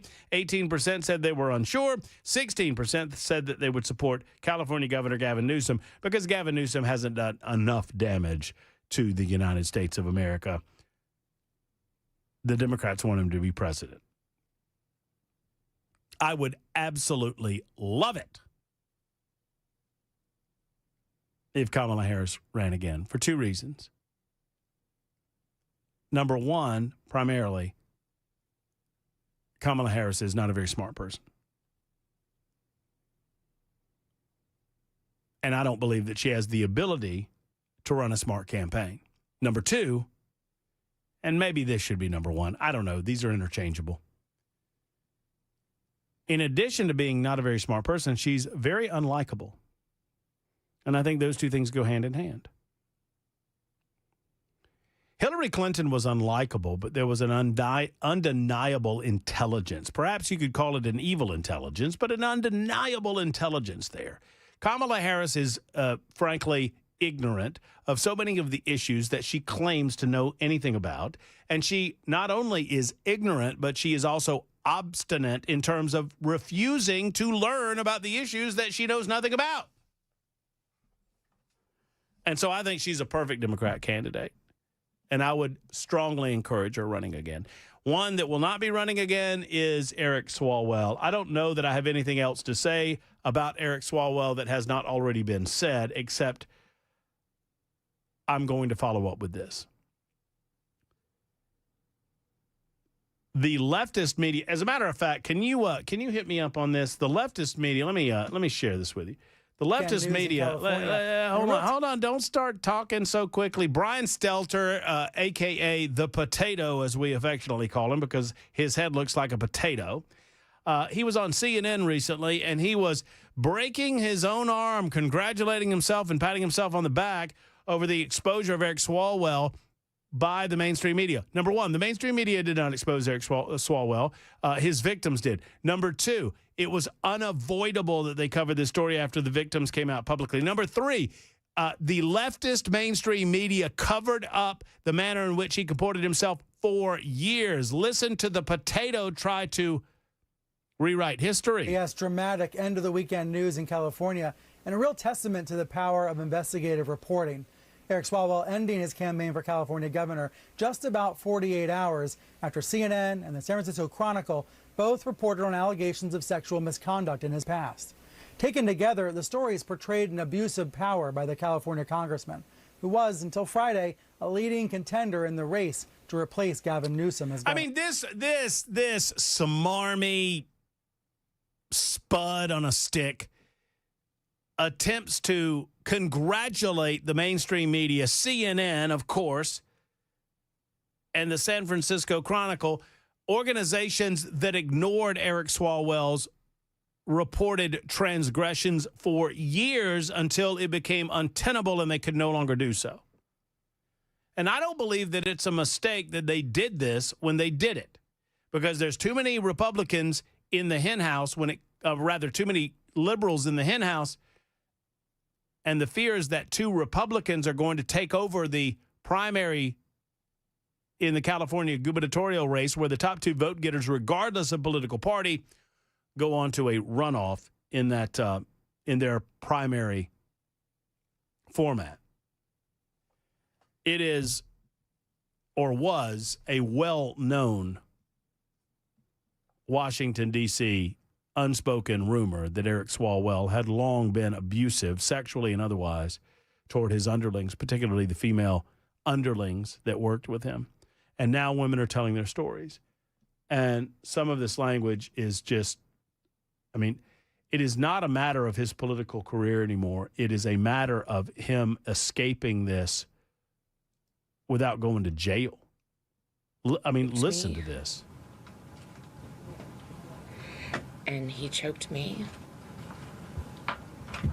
And while he was choking me, I lost consciousness. And I thought I died. I did not consent to any sexual activity. Although I did not undergo a rape kit at the time, I disclosed the assault to the people closest to me. I also recorded these events in my handwritten calendar. The assault and its impact were later documented during my therapy sessions at a sexual assault center in Connecticut. It had a profound impact on my mental health. I self-medicated in an unhealthy way. I did not want to live anymore. I mean, it's difficult to listen to. But listen, we must. It is a crying shame that the mainstream media only takes these issues seriously when they are forced to, when it's a Democrat. And Eric Swalwell, if any of these allegations against him are proven in a court of law, needs to spend many, many years, if not the rest of his life, behind bars. And should be nowhere near. And what an insane amount of arrogance and hubris that Eric Swalwell would think that he could run for the highest post in California. It is, I mean, I'm sad to tell you, it's one thing to run for House of Representatives with some of this baggage in your closet. But you want to run for California and you don't believe that some people are going to come forward. You don't believe that these stories are going to come forward. And you're sat down in front of donors and in front of Democrat operatives, and they say, hey, you need to tell us what's going on because it's going to come out. And you're like, nothing's going on. I'm clean here. All good. And you have not one, not two, but multiple allegations of sexual assault and rape. My God. How in the hell do you think you're getting away with this? Well, Eric Swalwell thought that the mainstream media would never turn on him. Eric Swalwell thought that he would be protected by those in media circles and did not give one damn about his victims. And I'm so pleased that he's getting his comeuppance. Coming up in a moment, we were unable to do it yesterday. We will follow up and do it today. It is a full-throated review of the Matt Murphy movie mayhem that ensued over the weekend. And that comes next on Super Talk 99.7 WTN.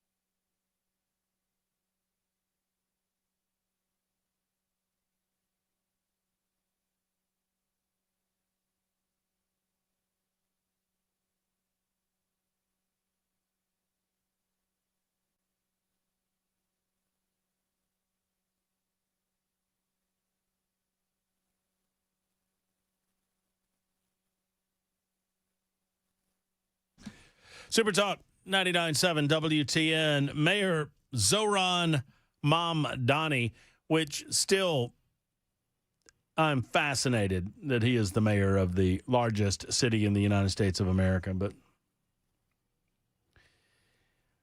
Mamdani admitted today that the promised lower prices at his city-owned grocery stores will only be guaranteed for a core set of everyday staples. Items in those so-called basket of goods have yet to be decided, but they include essentials such as milk, bread, eggs. Beyond those essentials, the stores will also sell other food items. Officials said that they will aim to make those items low cost as well, but may not always be able to achieve a perpetual discount. This is a part of one of his campaign promises that he's going to have city-owned grocery stores all across the city to prevent food deserts, and they're going to sell items at an incredibly low price. Do y'all know how ridiculously, horribly bad government-owned grocery stores have gone everywhere they've ever been tried in the history of ever? Socialism/communism doesn't work. Profit motives work. Need I say this again? Maybe we'll get into it tomorrow when we can talk about some basic philosophies involving socialism, communism versus the free market and capitalism that actually work. In the meantime, with a few moments left in the show, let's wrap up Matt Murphy Movie Mayhem. That's right.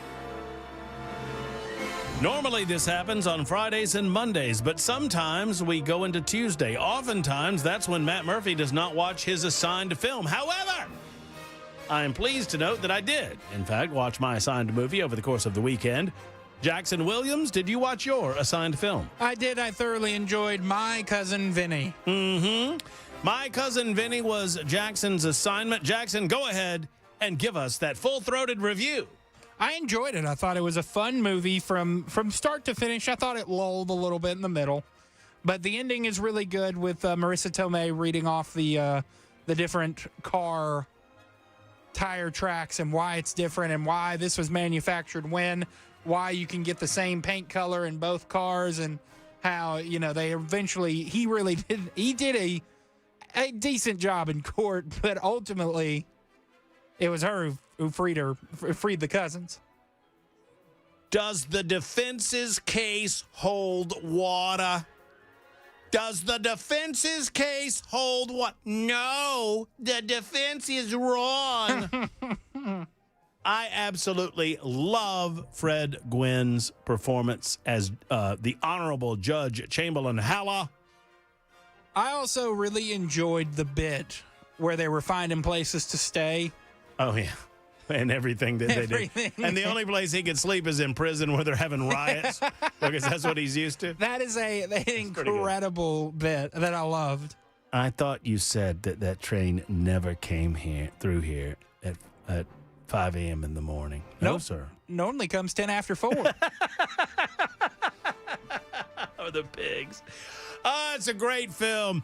Or the owl. You got mud in the tires. Oh, yeah, he fired at that owl, boy. Yo, what's in the trunk? Your suit. I thought it'd be nice. You go in there with a nice, clean suit. My Cousin Vinny, fabulous movie. And side note, Antonin Scalia, former Justice of the United States Supreme Court, said it was his favorite movie, not only his favorite movie, but his favorite courtroom movie, because he said that everything in that movie is dead balls accurate, to quote from the film. So, yeah, it was a good flick, and I'm glad you enjoyed it. My movie, Jackson, was Moneyball. The 2011 classic starring Brad Pitt, Jonah Hill, Philip Seymour Hoffman, a lot of other... the dude from Guardians of the Galaxy's in it. That would be Chris Pratt. Yep. Yes, and there's several others. I really enjoyed it. I checked afterwards about the historical accuracy of the movie. And I think for the most part it was, and I don't know why that's important to me, but it is kind of important to me. I know you picked apart the SNL movie because it was not exactly. It was not quite historically accurate, but this was. Now, Art Howe got annoyed because he said that it kind of told the story from Billy Bean's perspective, and it kind of made him the bad guy. And I kind of get why they did that. They needed They needed an antagonist to Billy Bean's protagonist. And I thought the way that the scouts acted and reacted to Billy Bean's new approach and the fact that Jonah Hill was coming in there was typical. I looked up, what was his name in the movie? Peter Brand, I guess it was. That was a real person, although his name was not Peter Brand in real life. It was something else. I don't remember what his name was. I don't either, but he was a real guy that was brought in to use his sabermetrics to identify the right players to replace some of the exiting players on the Oakland A's team. Good movie, and I'll tell you, you don't have to be a sports fan to enjoy it. Well done by Brad Pitt, as always. And by the way, Brad Pitt eats in every movie he's ever been in. Y'all know that, right? Yeah. Yeah, I mean, that's and he gets several chew downs in on this film. I'm going to go ahead. What are you giving My Cousin Vinny there, Jackson? I'm going to give it 4 out of 5. 4 out of 5. Okay. 4 out of 5 what's? We don't know. For me, I'm going to go ahead and give Moneyball 42 out of 56 Murphys. That's pretty good. That's pretty good. I thought it was a little long, and I understand they were being historically accurate, and the climax, I mean, it was difficult because the climax of the movie was the 20-game winning streak, really. I thought the deadline was when, I think my favorite scene in the whole movie is the trade deadline. Yeah. I dig it. When he buys, he pays for a player himself, and then, they make the moves at the deadline. I love that. And you're going to pay me back double when we trade him for more money than we bought him for. My favorite scene in the movie, I actually paused the movie and rewound it and watched it again. Favorite scene in the movie was when he's trying to convince, I forget the kid's name, Hattiesburg or Hackelberg. Hattiesburg. That he can play first base. He goes, I know you're concerned about it. You've never played first base. Here's a little secret. It's incredibly easy. Tell him it's incredibly hard. The guy was like, it's incredibly hard. It's the hardest thing you're ever going to do in your life. Yeah, but anything that's worth doing is worth practicing. Yeah, no, it's a great movie. 42 out of 56 Murphys. All right, that's Matt Murphy Movie Mayhem Review. We'll do another movie this Friday. Until next time, for Jackson Williams, for Ken Weaver, who, by the way, Jackson Williams won Nincompoops in the News. I almost forgot to tell you. Jackson was the big winner. Nincompoops in the News. So congratulations, tying that thing up between Weaver and Jackson. Until next time, Matt Murphy speaking and saying, hug your loved ones. So long, everybody.